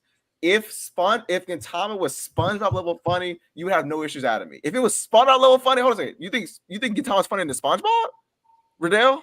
Hey, can we go to the Miami? Riddell, I agree with you, by the way. I think it's funnier than SpongeBob. Damn, we really hate on SpongeBob. Nobody's hating on Okay. Do you think, Miles, do you think Gintama is funny? I don't think either one of them is funny. I'm just hating on SpongeBob. Okay. Gotcha. I ain't gonna lie, bro. Do a poll. I think Gintama is funny. Is it funnier than SpongeBob? I mean, I'm an adult, so of course I'm thinking Tommy's funnier than SpongeBob. Nigga, what does that mean? Nigga, what does that? Exactly what it said. What? Like what? That is rephrase. That is irrelevant. That's so irrelevant to me. I have a more mature sense of humor. Gintama's for kids too, nigga. Gintama's not for kids. What? There's so much kid shit in whatever, bro. It's not for kids. What are we talking about? Yo, if I go into this magazine and see where it's published by, what is this? What is Gintama? It's part of Weekly Shonen Jump. Is it part of Shonen Jump Plus? If it's not, then it's for fucking kids. Hold on a second. It's what? No. If it's a Weekly Shonen Jump and it's not in Shonen Jump Plus, it's for fucking kids. So you're saying manga and Shonen Jump is for kids? No, see, I'll give you leave out words I just use. I just said if it's in Weekly Shonen Jump and not part of Shonen Jump Plus, then it is for kids. Okay, and I repeat it. So you're saying manga that's in Shonen Jump is for kids? And not nigga, if you keep leaving my fucking I don't need to put the plus that's implied, Ty. What are you talking about? Of course, people know plus is not for kids, but I'm just saying what you're saying because the normal stuff people know. Then yes, it's a kid magazine. Are we like? Oh, am I tripping? Is it not a fucking kid magazine? Is it not? Wait, is it not? What, Shonen Jump? Yeah, Weekly. I don't know for a fact, but I'll Google Bro. it right now. Is Shonen Jump? It is Weekly Shonen Jump. Not for fucking kids. If it's not a Shonen Jump Plus, like, are we actually like doing this? Well, I wouldn't. It says yes. It says yes. It's a kid's bag. Like this is why I'm confused. Like, why are we acting like I was saying something crazy when it's for fucking kids? Because we understand what SpongeBob is versus what a magazine and Shonen Jump is. Like, what they aren't equivalent in terms of the material they cover. Yeah, like its target audience is usually age 9 to 18. And SpongeBob's is what? SpongeBob, because it starts at like 7. It's like, are you telling me the material for SpongeBob in terms of its maturity aspects is comparable to magazines and Shonen Jump? Are we serious? I was just compared to Gintama. Is it not? Like, what the fuck? No, it's not. No, it's not. There are a lot of mature jokes in SpongeBob, like quote unquote mature jokes that you look back like, oh, that was kind of crazy. Like, I don't think. Listen, bro, Gintama's for fucking kids, bro. And there's nothing wrong with that. I don't know what to tell you. Yeah. So SpongeBob is the target audience is 6 to 15. Similar, like, bro. Their target audience, the demographics literally intersect. Like, I'm sorry. Well, we know if we're just being honest with ourselves when it comes to the material that is being portrayed. If we're talking about something like a Naruto, we're not going to say that is similar to a SpongeBob in terms of the material they're showing. This dude literally massacred his entire clan, and we're going. I'm saying that's later on. The beginning of Naruto, they were like chasing cats. Hey, we good. Let's go to chasing cats. No, y'all. I'm being nasty, Riddell. You know I'm being. All right, let's put the rating for Jujutsu Kaisen. I don't even know how we got on this tangent. Let's put the rating for Jujutsu Kaisen there. So I got the final rating. If you could go to manga list and you can kind of see what we've done so far as a group. We have a little Black Sensei Soak, My Anime List, so you can see where we give our ratings for certain series. These are some of our ratings that we've done so far. Like I said, My Hero was a 9 after we talked about it. Jujutsu Kaisen's final rating is a 7.132, so it's a 7. Put that there. And let's go through some of the fall anime, talk about them, pick our favorites, and then wrap up the show. Did you want to show the picture before or after we pick? Now that you said that, shout out the $2 super chat from Dan Young. He said, how about that Bleach episode? Next episode's about to be fire. I mean, I'll talk about, since J Rob's not here, and I guess I'm the next Bleach guy. It was a fantastic episode. It picked up right where I left off. I think it highlighted, I think Kubo wanted to fix or highlight more. It's like the level up of Uryu, because people don't really put him in terms of like top 10, top 12, 15 power talks as they should. But the fact is, you literally saw him one-shot a Squad Zero captain. And Squad Zero captains are supposed to be as strong as most of the Serete. So put together. So the fact that he was able to one-shot one shows like how much he leveled up from the previous arc. And also people, I saw like in like certain conversations, people didn't really get his new power. And basically what it is, I forget the official term for it, but because he got the letter A from Yuha, but he doesn't get the Almighty. It's like a lesser version.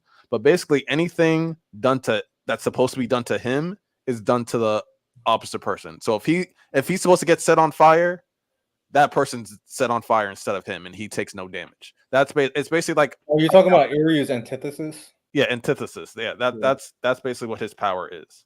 Yeah, it's broken, but he still lost.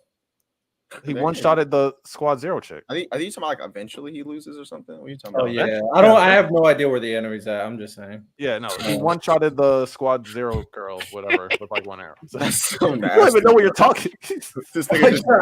Bro, it's because it pissed me off that he lost after using it. It annoyed me. I was angry. He lost against like the second strongest Stern Rider, who's supposed to be. Is that an anime only scene? Because in the manga, I don't even remember him fighting anybody else within. Yeah, no, it's anime. Kubo added it in. It gives him at least one W. Okay, you were losing. I was like, when did this happen, bro? But yeah, okay. Yeah, no, it was like Kubo added it in. I thought he was talking about. Like, I only remember him using it once. So like, what do we?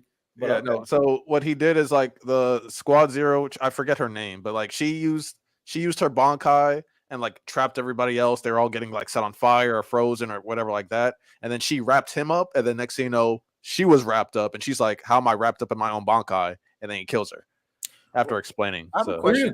Was the fight just off screen or is this a whole new concept? Like, was it just no? It's in the beginning of the episode. No. I'm saying the manga. Was the manga like?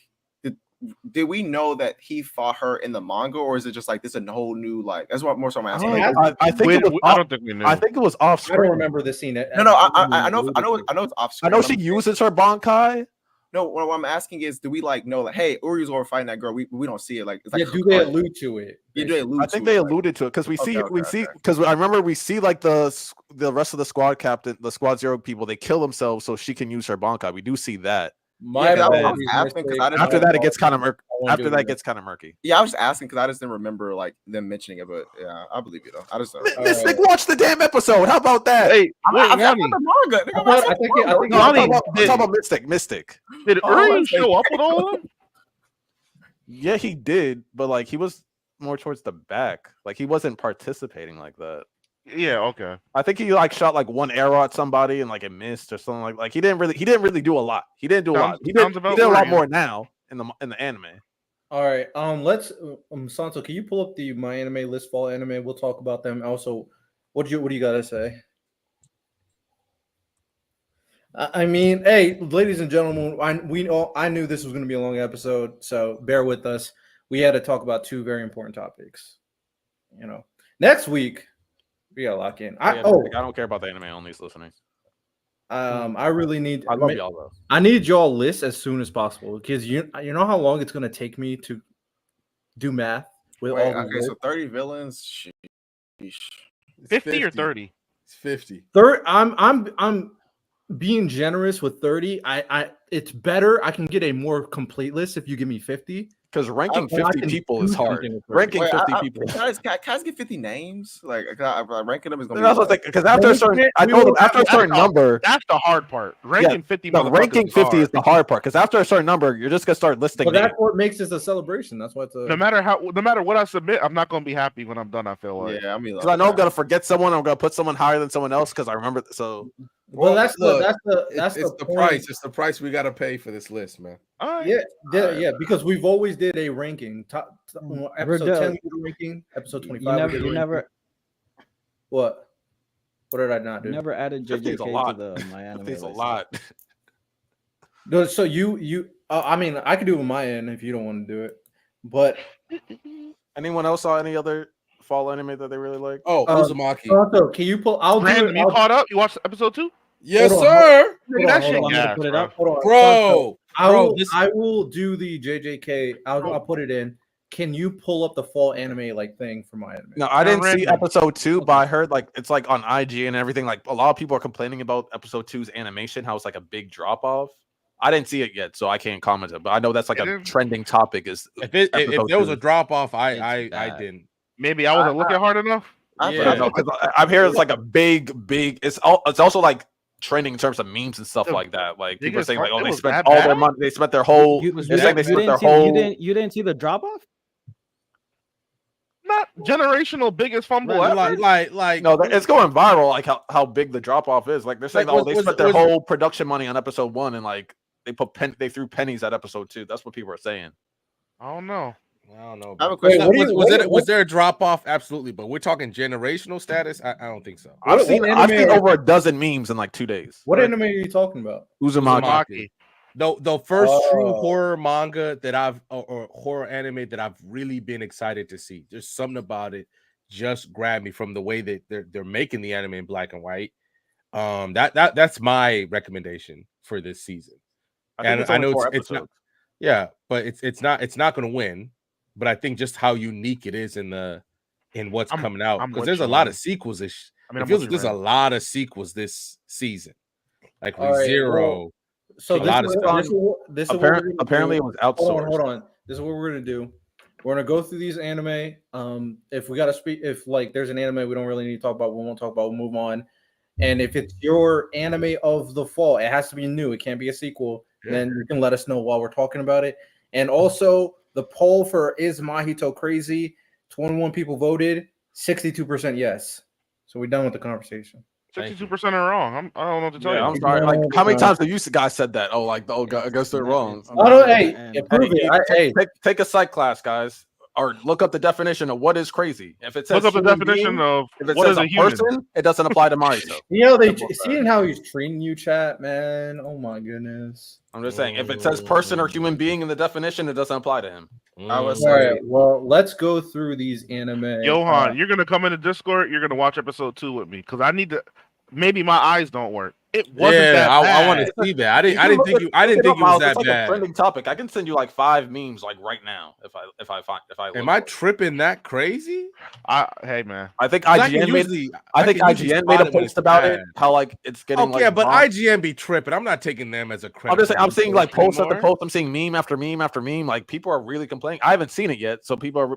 I see a lot of people complaining. That's my thing. Maybe because I haven't been on social media since the damn episode drop. But I thought it was great, and I'm usually pretty good because Sancho and I talk about this all the time. Usually pretty good at noticing like really bad drop. Someone said the chair scene gives it away. Someone said that episode was outsourced to another studio and director. Bro, Uzumaki already dropped. It was like an 8 something. Now it's a 7.63. They already dropping it hella. That's crazy. I mean, it's not going to get that many. Also, I mean, since this is the first 3. I'm with Ty. My anime of the season is. Oh, can we talk? Let's make this a competition. Let's have some fun with this. What can we do for the winner or the losers?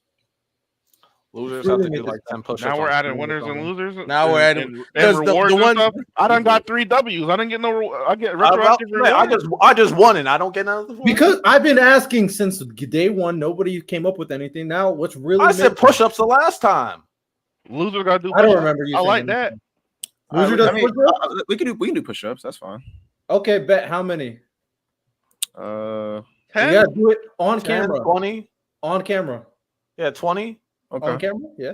20. Okay. Losers have to do push-ups on camera. 20 push-ups. Yeah, 20. We here.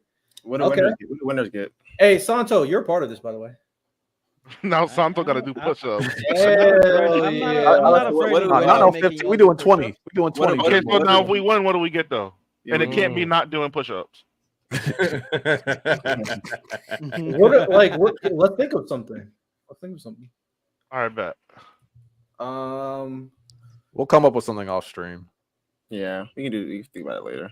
Maybe, like, I don't know. All right, but let's get through this list.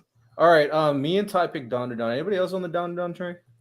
If I want to be, my only problem is if I want to actually win, I'd also pick Don because Don is gonna outrank Uzumaki. I'm actually going to win this season. I believe in Don. It has nothing to do with. And we can't do continuation, so I can't say. Yeah, so Don's going to win. I can't say core 3 of Bleach, right? I can't say that. I can't. You have to pick a new anime. Yeah, then I would have to say Don. Yeah, I'd have to say Don. I mean, I feel like there's some that are going to be really, really successful. Now I wish we did this before the anime came out because I don't know if all of y'all were going to pick Don.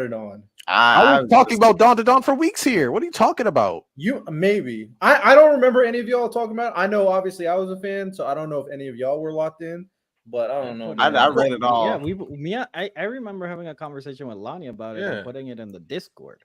Yeah, and I had a conversation with Lonnie about it too. That's why I was so excited for the anime. Yeah, I've been the Don guy. Yeah. So look, Kai, we could pick Daima. The problem is since it's not. It's like Dragon Ball Z. How many people are really going to be glazing that for real? Wow, y'all don't believe it. You don't believe in Uzumaki. Has a point. We should pick things that aren't Don. If it's I don't believe in Uzumaki because of the genre. I'm not gonna lie. Yeah, that's the only I wanted to pick Uzumaki because of how unique it is. I'm not picking it. It's just a genre. I don't think it's just a genre. It's not gonna win. That's the only. I'm picking it because it's unique. And like, if I want to actually, it's only gonna be 4 episodes. Yeah, there's only 4 episodes of it. So if I'm picking a win, I'm picking Dandadan, and I'm not ashamed about it. Yeah. So we can't do no sequels. No, you can't do no sequels at all. Nigga, I'm standing on my nuts. Then we going Dragon Ball Diamond, nigga. You standing on business. Man. I respect it, man, because I don't know if everybody was locked in on Dandadan like this. Are we picking things besides Dandadan, or we're just like taking them Not out? all of see. I picked Dandadan first. I was talking about Dandadan first. No, I definitely told everybody here before the season started that Dandadan was going to be my pick. I was talking about Dandadan for a while. Like I don't remember. I don't remember you talking about Dandadan. I remember when the chat's literally saying while he was talking about. Sato said he had a conversation about me with Dandadan. And this is just me being completely honest. I remember months ago, somebody talked about Dandadan, and I brought it up to the Discord. And Lonnie was the one that put me on it. No, well, I don't remember talking about it in the Discord. Lonnie, I won't let Riddell gaslight you. But with that being said, I'm sticking with Dandadan. Well, that's what I'm saying. If everyone agrees Dandadan, then we should just take it off the list and we pick something else besides. Oh wait, hold on a second. Why I gotta take my pick off the list? Right, it's gonna be my pick too. It'll be Brandon's pick. We all just pick it then. Like I don't know what to say. And no one does push-ups. So we all win. Right. If we lose, we all doing 20 push-ups. Right, Lonnie. Why can't we all win together? There should always only be one winner, but you know. Then pick something else, Lonnie. Next time we are going to pick anime before the season starts. I would have said Bleach, but we can't do sequels. Let them pick Bleach. Let them be able to pick. No, we can't pick sequels. Because I would have been like, no, let me see that Blue Lock U20. Because if they do it right, I would have been like ReZero. That first episode, Miles. I want you guys to go look at that first episode of Blue Lock, and the first 11 to 12 minutes. Tell me how many times on screen 2 characters move at the same time. I feel like that doesn't make it like bad animation at the same time because the other character was not required to move. I get your gripe with it. I get your gripe with it, but I didn't actually have a problem with it because like when it was time for people to move, they were moving. You know the problem is, I think Lonnie, look at that opening. Look at that opening and tell me it's not a drop off. Oh, I hear a slight echo. By the way, is that you, Tonto? Echo? I don't think so. Echo. Is that you, Ty? I think it's Ty. Echo. It's me. Echo. Ty, mute again. Echo. It's Ty. Oh. Cooked. You Echo. 20 push-ups. Yeah, Ty, you're echoing a little bit. I don't know what's going on. Wait, I'm not. Is it me? Echo. Nah, it's Ty. It's Ty. Shout out Sauce. He said $2 super chat. I know it's not new, but it's MF Ghost and none else. MF Ghost is good. MF Ghost is good. Great. All right, let's go through this, and if ever we can't do a competition, everybody picks Dandadan, and I'm still side eyeing. And there's so many sequels this season. There's a lot of sequels, man. There's a lot of sequels. Like this is the season of sequels. Just Shangri-La, How to Pick Up Your Girls in the Dungeon. Go back to the top. Go back to the top. Back we'll score. We still got to talk about some of these fall anime, and then we'll kind of go slowly. ReZero, Dandadan, Uzumaki. Dandadan's off the list because apparently everybody picks Dandadan. So we'll move on. We'll pick some. Everybody will have to pick something else. Miles. No. I just say this season should include sequels.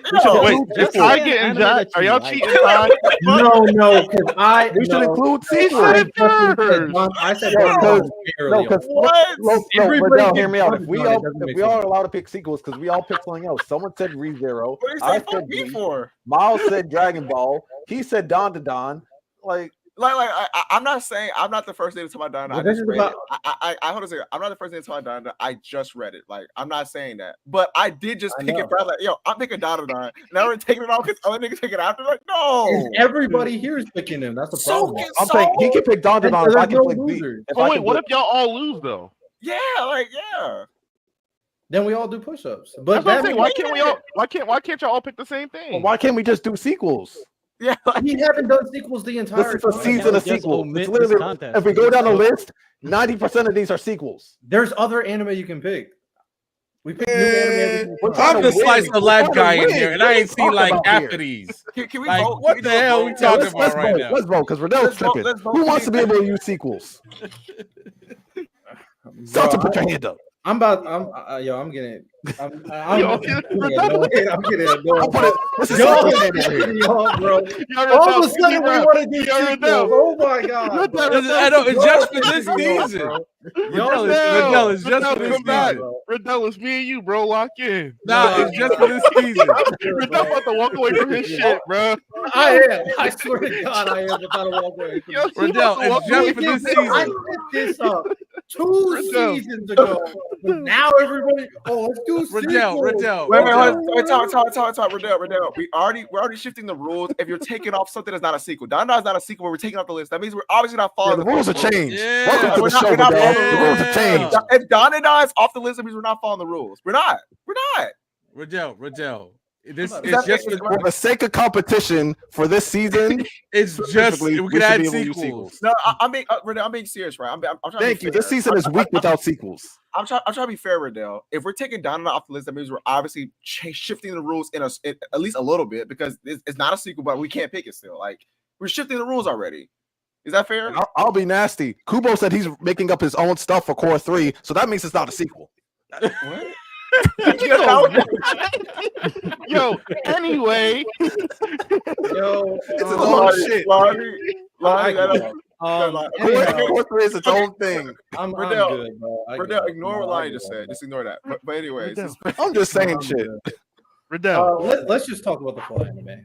Wow. There we all go. right, Yeah, let's just talk about it. Yeah, let's just talk about the full anime. Let's go down. All right. I guess starting with ReZero, big season. First episode, Lonnie, was it an hour and a half? Hour and a half, but it was gas. Straight gas. Like, you want to talk about, I know we talk about usually when a studio just gets it, man, when they just get it. They got it. And for I was so shocked by the end of season 1, the end of the first episode of season 3.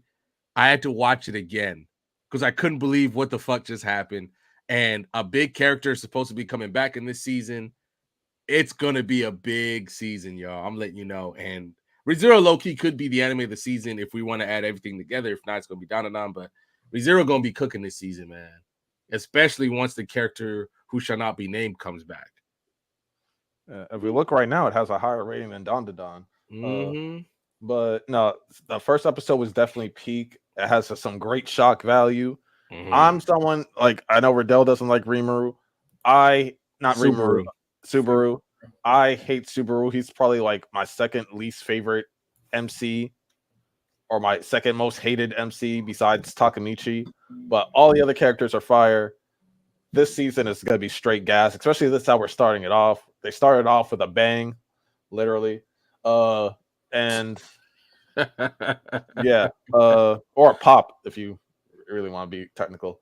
But no, this is gonna be goated. And ReZero, it was already cemented in the Mount Rushmore of isekais, and this is just fully adding. They're giving it superior Frieren treatment. They said 38 episodes don't matter. We about to make money. Like, we're gonna take 16, take a break. 16, take a like. It's just so good. Episode's a movie. The first episode is a movie, a straight movie that you can just watch on Crunchyroll. And then after every season, they give you a director's cut of each season where the director sits down and start. ReZero's great, man. I know y'all don't like the main character. I think putting him in the Takamichi category is kind of disrespectful to Subaru, right? But the story is so great. The story is so great. The side characters are so great. The world is so great. Hell, even the abilities are so great. Like, the season finale is gonna be 90 minutes too. Oh, we eating, bro. For 38 episodes. Like, bro, we about to eat for a damn near close to a year. We're gonna be in the middle of 2025 still talking about ReZero. That's how great it's gonna be. Right, oh my god, bro. We already talked about Don Uzumaki. Scroll down. Sauce. After the first episode, you'll lock in. Oh yeah. So we got Blue Lock, obviously new season U20. A lot of people have been having issues with that. In terms of the animation quality, Bleach, a lot of people have been loving that, and some anime I don't even know. Oh, What is that I know called? this one. It's like an isekai, but it's also not an isekai What's it called? because Seirei Seirei Gensoki. So this is second season. Basically, a guy dies on Earth, but like only his mind travels over, and he kind of melds with another character in the show, right?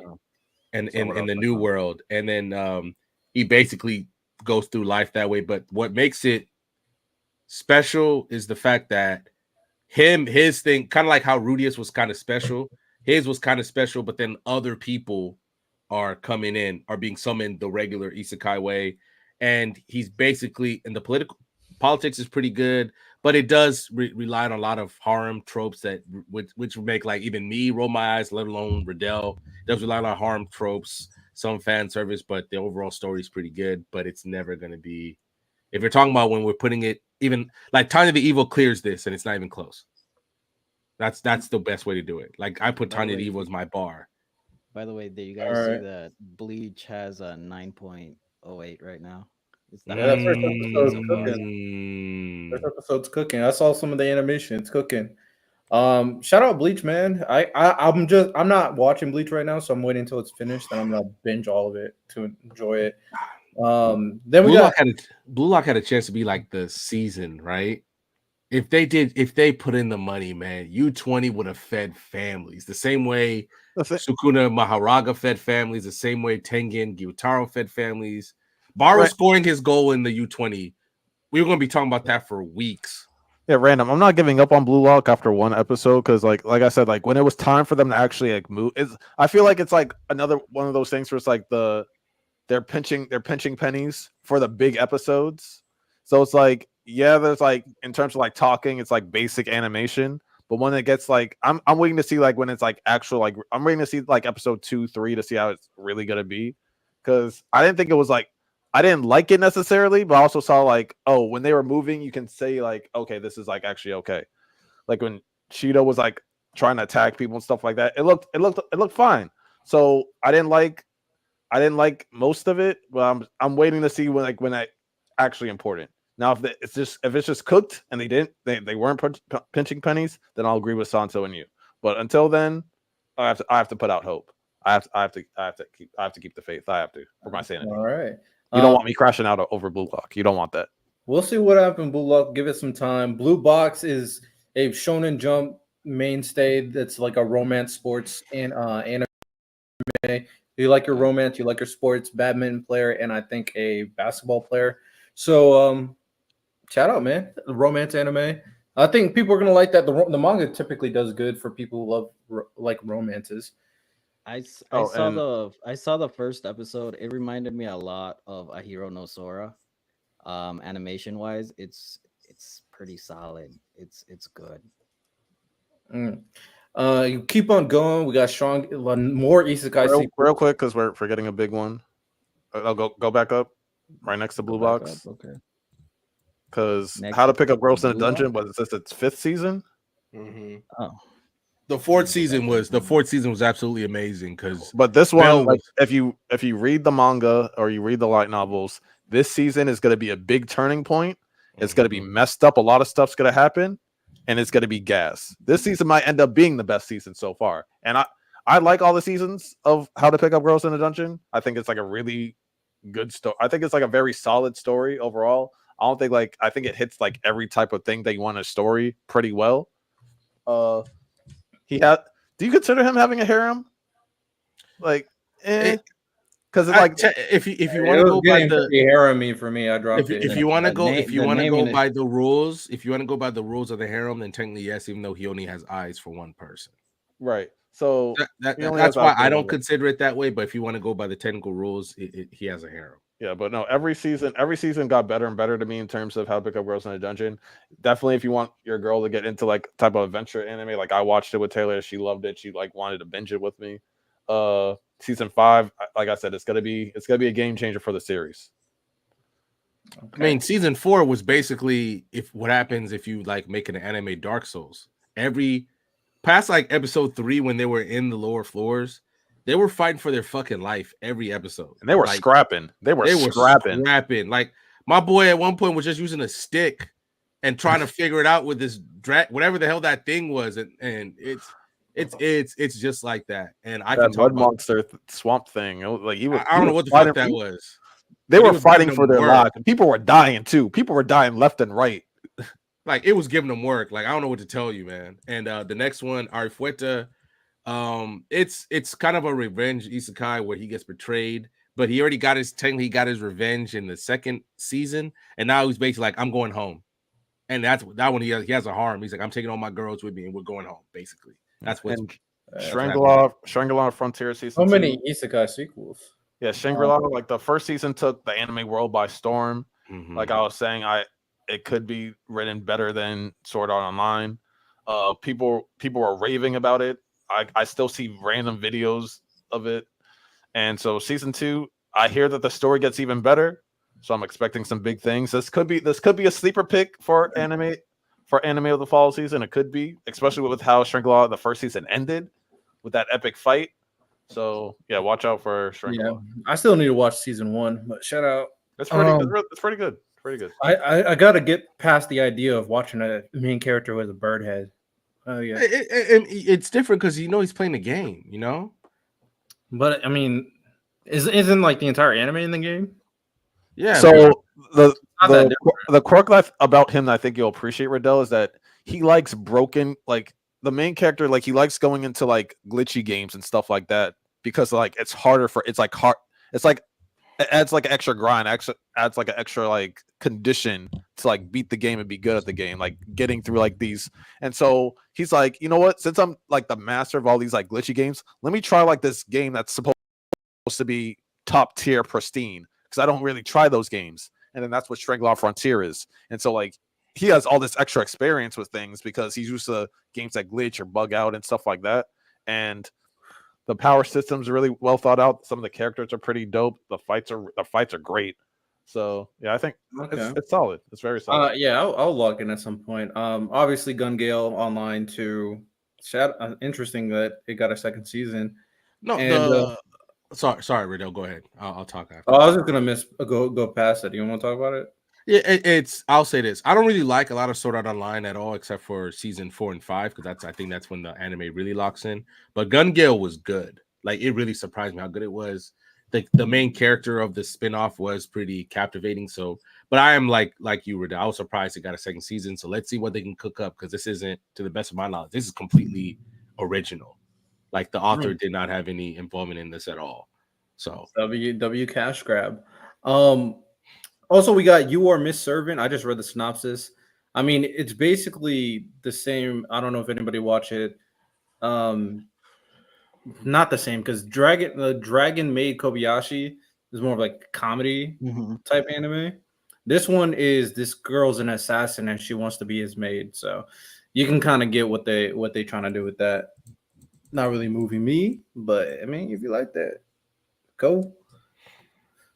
What else we got? We got more sequel is for Isekai. Ooh, that one sounds to you and I like.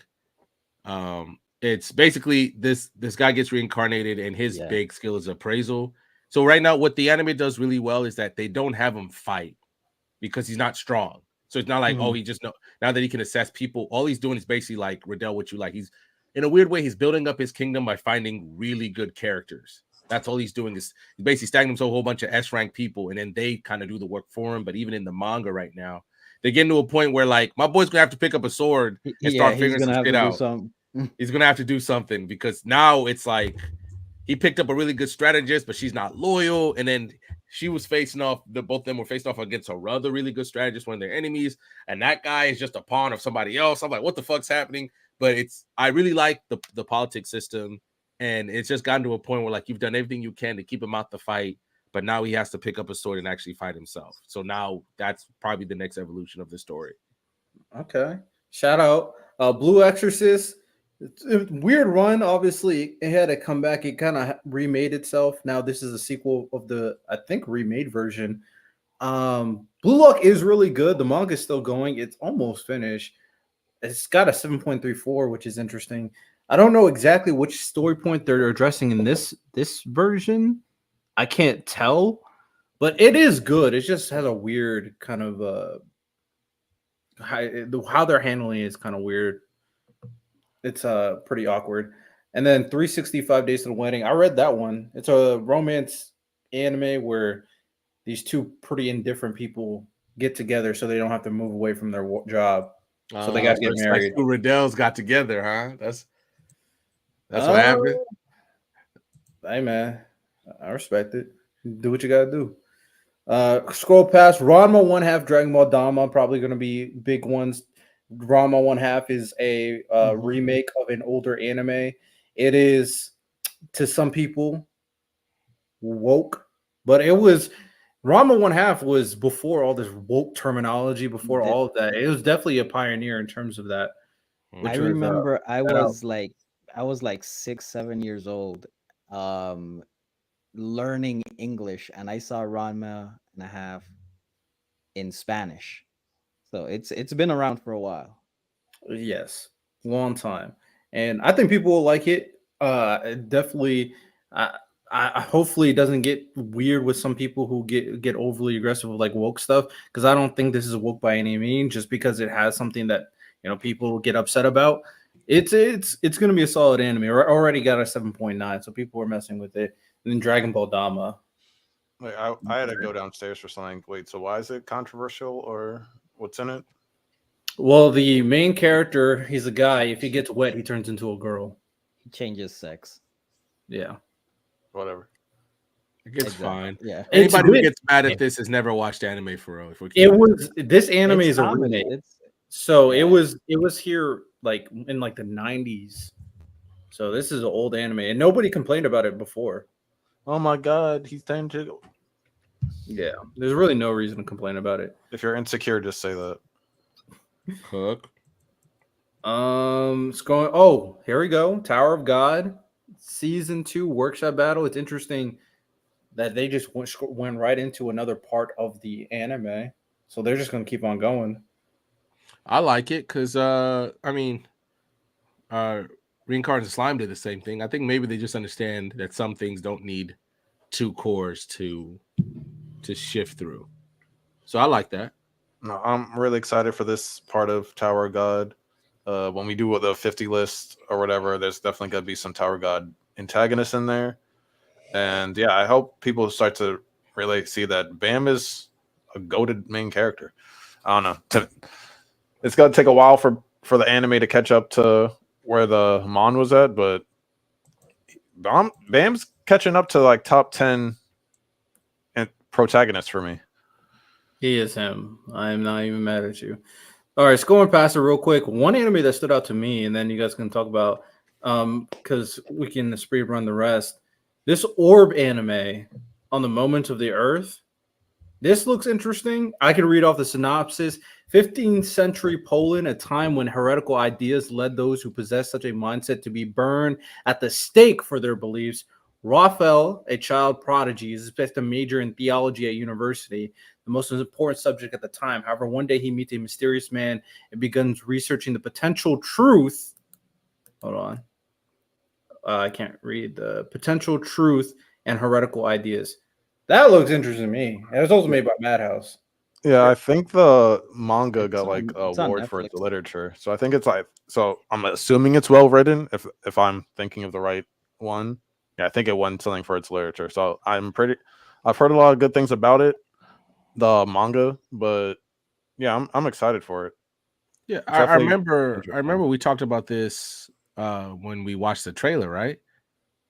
Yeah, you were really we watched all the fall trailers. I don't remember watching this trailer. I remember watching this trailer. I thought we did because we had a few we watched all at once. I don't remember. I think I might have sent it to you random on like Instagram, but I want to scroll up right quick. Oh, I already know where he's going. This right here, Yakuza Fiance. This is my sleeper for anime of the fall. I watched episode 1. Art style is a little bit weird for me, but it's comedic, it's action, it's I don't want to say adult themes because that's what I'm trying to say is it's pretty much just two rival gang families, and as a peace treaty they're doing an arranged marriage from the daughter and the son of the other family, and she is like a complete, like, she's clumsy, she's very not confident in herself, and the other guy is just has all this, or he's like a masochist, or like he likes to inflict pain and punishment on other people, and he tries to do that with her. And pretty much her grandfather tells her like, hey, don't come back, deal with it for a year, make him fall in love with you, and then leave. So it's setting up to be like a revenge story, but he ends up falling in love with her after episode 1. So seeing that dynamic, I really enjoyed it, and I'm recommending this to people. I think this is the sleeper for fall. Okay, shout out. Also shout out the fishing anime. Saw said there is a fishing anime called Yes. Nega Posty. Shout out the fishing anime. And my last shout outs are Four Nights of Apocalypse second season. It's really starting to cook. If there's you know how people love Escanor because he's him. Lancelot is also him. So if you peep Four Nights of the Apocalypse, the sequel of Seven Deadly Sins, it is good. I can vouch for it. And I think there's one more. Oh, Prince of Tennis, another season. Shout out, it's still going. I'm gonna give Beastars a shout out because it is their final season. One of Netflix's first, like their own produced anime to really hit. And is it weird because they're animals? Yeah, but I still think the story is very well done in terms of what I like to see out of romantic stories and things like that. So it's kind of the start of the end of an. Rurouni Kenshin comes out this. Yeah, new season of Rurouni Kenshin. Mm-hmm. There's so many sequels, man. Oh, how many of y'all, be honest in the chat, how many of y'all are watching this anime right here? Let's see if you see it. Oh, real quick with Rurouni Kenshin. Apparently, a lot of Shonen Jump authors are getting heat because the mangaka of Shonen Jump, we know his unfortunate history, disgusting history.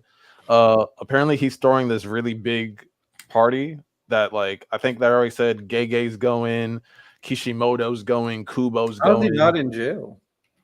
I don't know. That's a Japanese law thing. Yeah, and so people are like been online been saying like, oh, this is like the Japanese Diddy party with all these mangakas because of the Rurouni Kenshin guy. So that's Japanese Diddy party is crazy, bro. That's insane.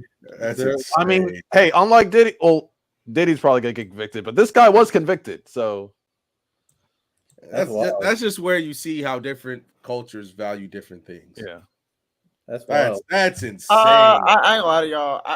I don't think the West is that different. Here's why. Just hear me out. Never mind. Never mind. We have to get to. No, this guy was convicted. I'll just say this. I'll say this. Right. There are a lot of celebrities that we glorify that have done crazier things than that mangaka. I'll just leave it at that. There's a lot of. I absolutely agree. And so that's why do you know what he did? Are we that different? Is like? Wait, Ty, do you know what he got convicted for? Yeah, I'm aware. Okay. And I'm saying there are celebrities that we know that didn't get in trouble till way later. A musician that didn't get in trouble till way later. Y'all know what I'm talking about. Like, I'm like, bro, I think when it comes to America, I think that people. we have so much. I think society. Hey, we'll skirt past this. This is not a topic. Yeah. There's off. This is a Discord conversation, so make sure you guys join Discord. And this is off. If you guys want to talk about that, I guess, and a off stream conversation. But any other shout outs for anime of this recent season? Don. Right here. Other than Don. He's Don, really Don, right here. Don. What is? I don't even know what that is. Mecha Ude. Mecha Ude. The trailer looked Mechanical arms. Yeah, the trailer looked really dope. If they boxing, it don't matter, bro. It gives me Zatch Bell vibes. Also, the one to the right of it. I don't know if you guys think Kill la Kill. I could never watch Kill la Kill. I tried. I just didn't. I couldn't. But I get what you're talking about. It's like more like goofy action type situation. Pretty much. Yeah. Yeah. I get what you're talking about. I might watch this because Kill la Kill, my issue was like all of them like using their clothes. Yeah, I wasn't with that. But I might peep this one. This is the slice of life Sauce was talking about, the negative positive angler fishing anime. Great. This is the other one he was talking about, MF Ghost. Oh, also I do want to shout out so there's an anime I actually watched the first 2 seasons of, and it's one of those slice of lives. If anybody's a fan of Mushishi, I don't know how many people have watched Mushishi here or in the chat. Natsume Book of Friends is an anime like that, where he has a book of names of yokai, and he helps them with situations. He has different circumstances that he deals with yokai. So it's a slice of life where he has, sometimes it gets a little bit, he's just hanging out with different friends. They talk about some of his insecurities because he could see ghosts back then and he was isolated and everybody thought he was crazy. It's a good slice of life that you can just enjoy. You can think heavily if you want, but it's a Natsume Book of Friends. The fact that it has 7 seasons kind of tells you what people like. What it's putting down. Mm-hmm. Yeah. Any more before we wrap up? No, I don't have anything else. Not really. Oh, okay. Yeah. All right. Oh yeah, second core Fairy Tail. That's also gonna be guys. Shout out Fairy Tail, man. How do we think the season stacks up? Do we think it's a good season? Of the 100-year quest? No, I'm just talking about. I mean, it's if you're adding sequels, it's a strong. If you're adding the sequels, it's a strong case. But I mean, I thought Reincarnate of Slime would go a little bit longer than it did, but it ended up at just the right time. Ironically, just to the detriment of this season. Yeah, like 24 episodes. For some reason, I thought it was going to be longer, but you're right. So now I'm just interested to see. I mean, obviously, how much people like Dandadan. I mean, Uzumaki was so unique. Like, I was really excited for that because how many horror anime Santo have we seen get this kind of love promotionally? Like, I can't remember one, I just really like it.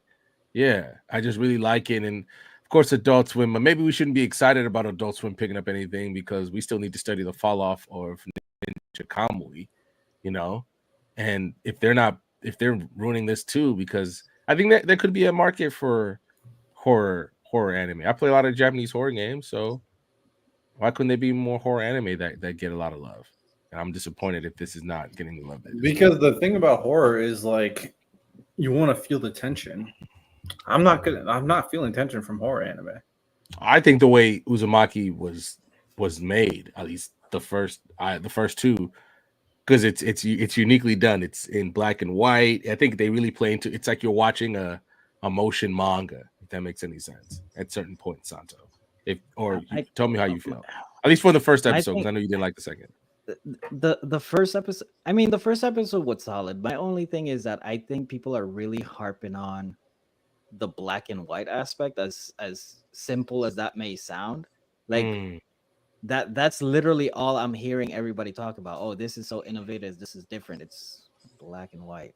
It's just black and white. I just think that's it's get it to stand out as a horror anime because it's already going up against a lot of heavy hitters.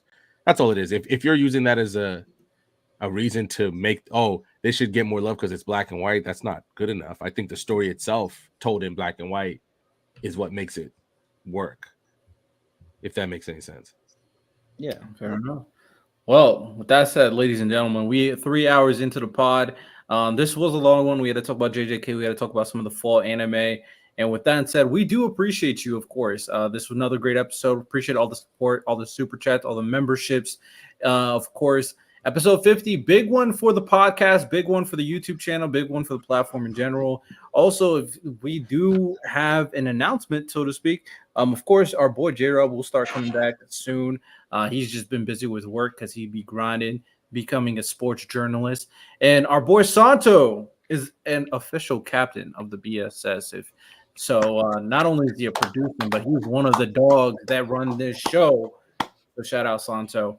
It's about damn time. Yes, sir. Yes, Shout out sir. all of you. We will be back next week, episode number 50, to do our top 50 villains of all time BSS edition. We'll get everybody's villain list. With that said, final words. Well, my list definitely matters more than the rest of them. But dang. Final words. Ty, still love you. I don't think we're gonna be talking about JJK like this for a while. So is that right? Man, the JJK really fell to a 7. I did not think that would happen. I didn't think that was gonna happen either, and it hurts my soul. It really hurts deep because I know y'all all know how much I love JJK, and yeah, the ending. I'm still recovering from the ending. Just a quick shout out, rest in peace to Doc Harris, the narrator for the DBZ. He passed away, and I just wanted to honor that, because one of the memories that I have was being a child, and at the end of every episode just hearing him just say, on the next episode of Dragon Ball Z. So rest in By the power. way, don't sleep on him, man. He had some fire endings too. Gohan going Super Saiyan 2, and he just cooks for like 2.5 minutes about just describing everything that led to that moment. And it's a shame to lose somebody like that, because he's never going to get the love that he deserves. But every single week you're watching Dragon Ball Z, he was there to lead you in and take you out, and he should be very praised for that. Yeah, shout out him. Rest in peace, man. It just shows that we're all getting older, man, and that's tough. With that said, ladies and gentlemen, appreciate y'all. You have a good one. Take care and peace. We hope you enjoyed this episode of the Black Sensei Society podcast. With that said, make sure you guys like the video. Make sure you guys subscribe to the channel and turn our notification bell on so you never miss any content we like to drop. We want to do as much as possible. And if you want to join the community, you can also go to our Discord, go to our link tree, and be a part of it. We have a lot of great conversations in there.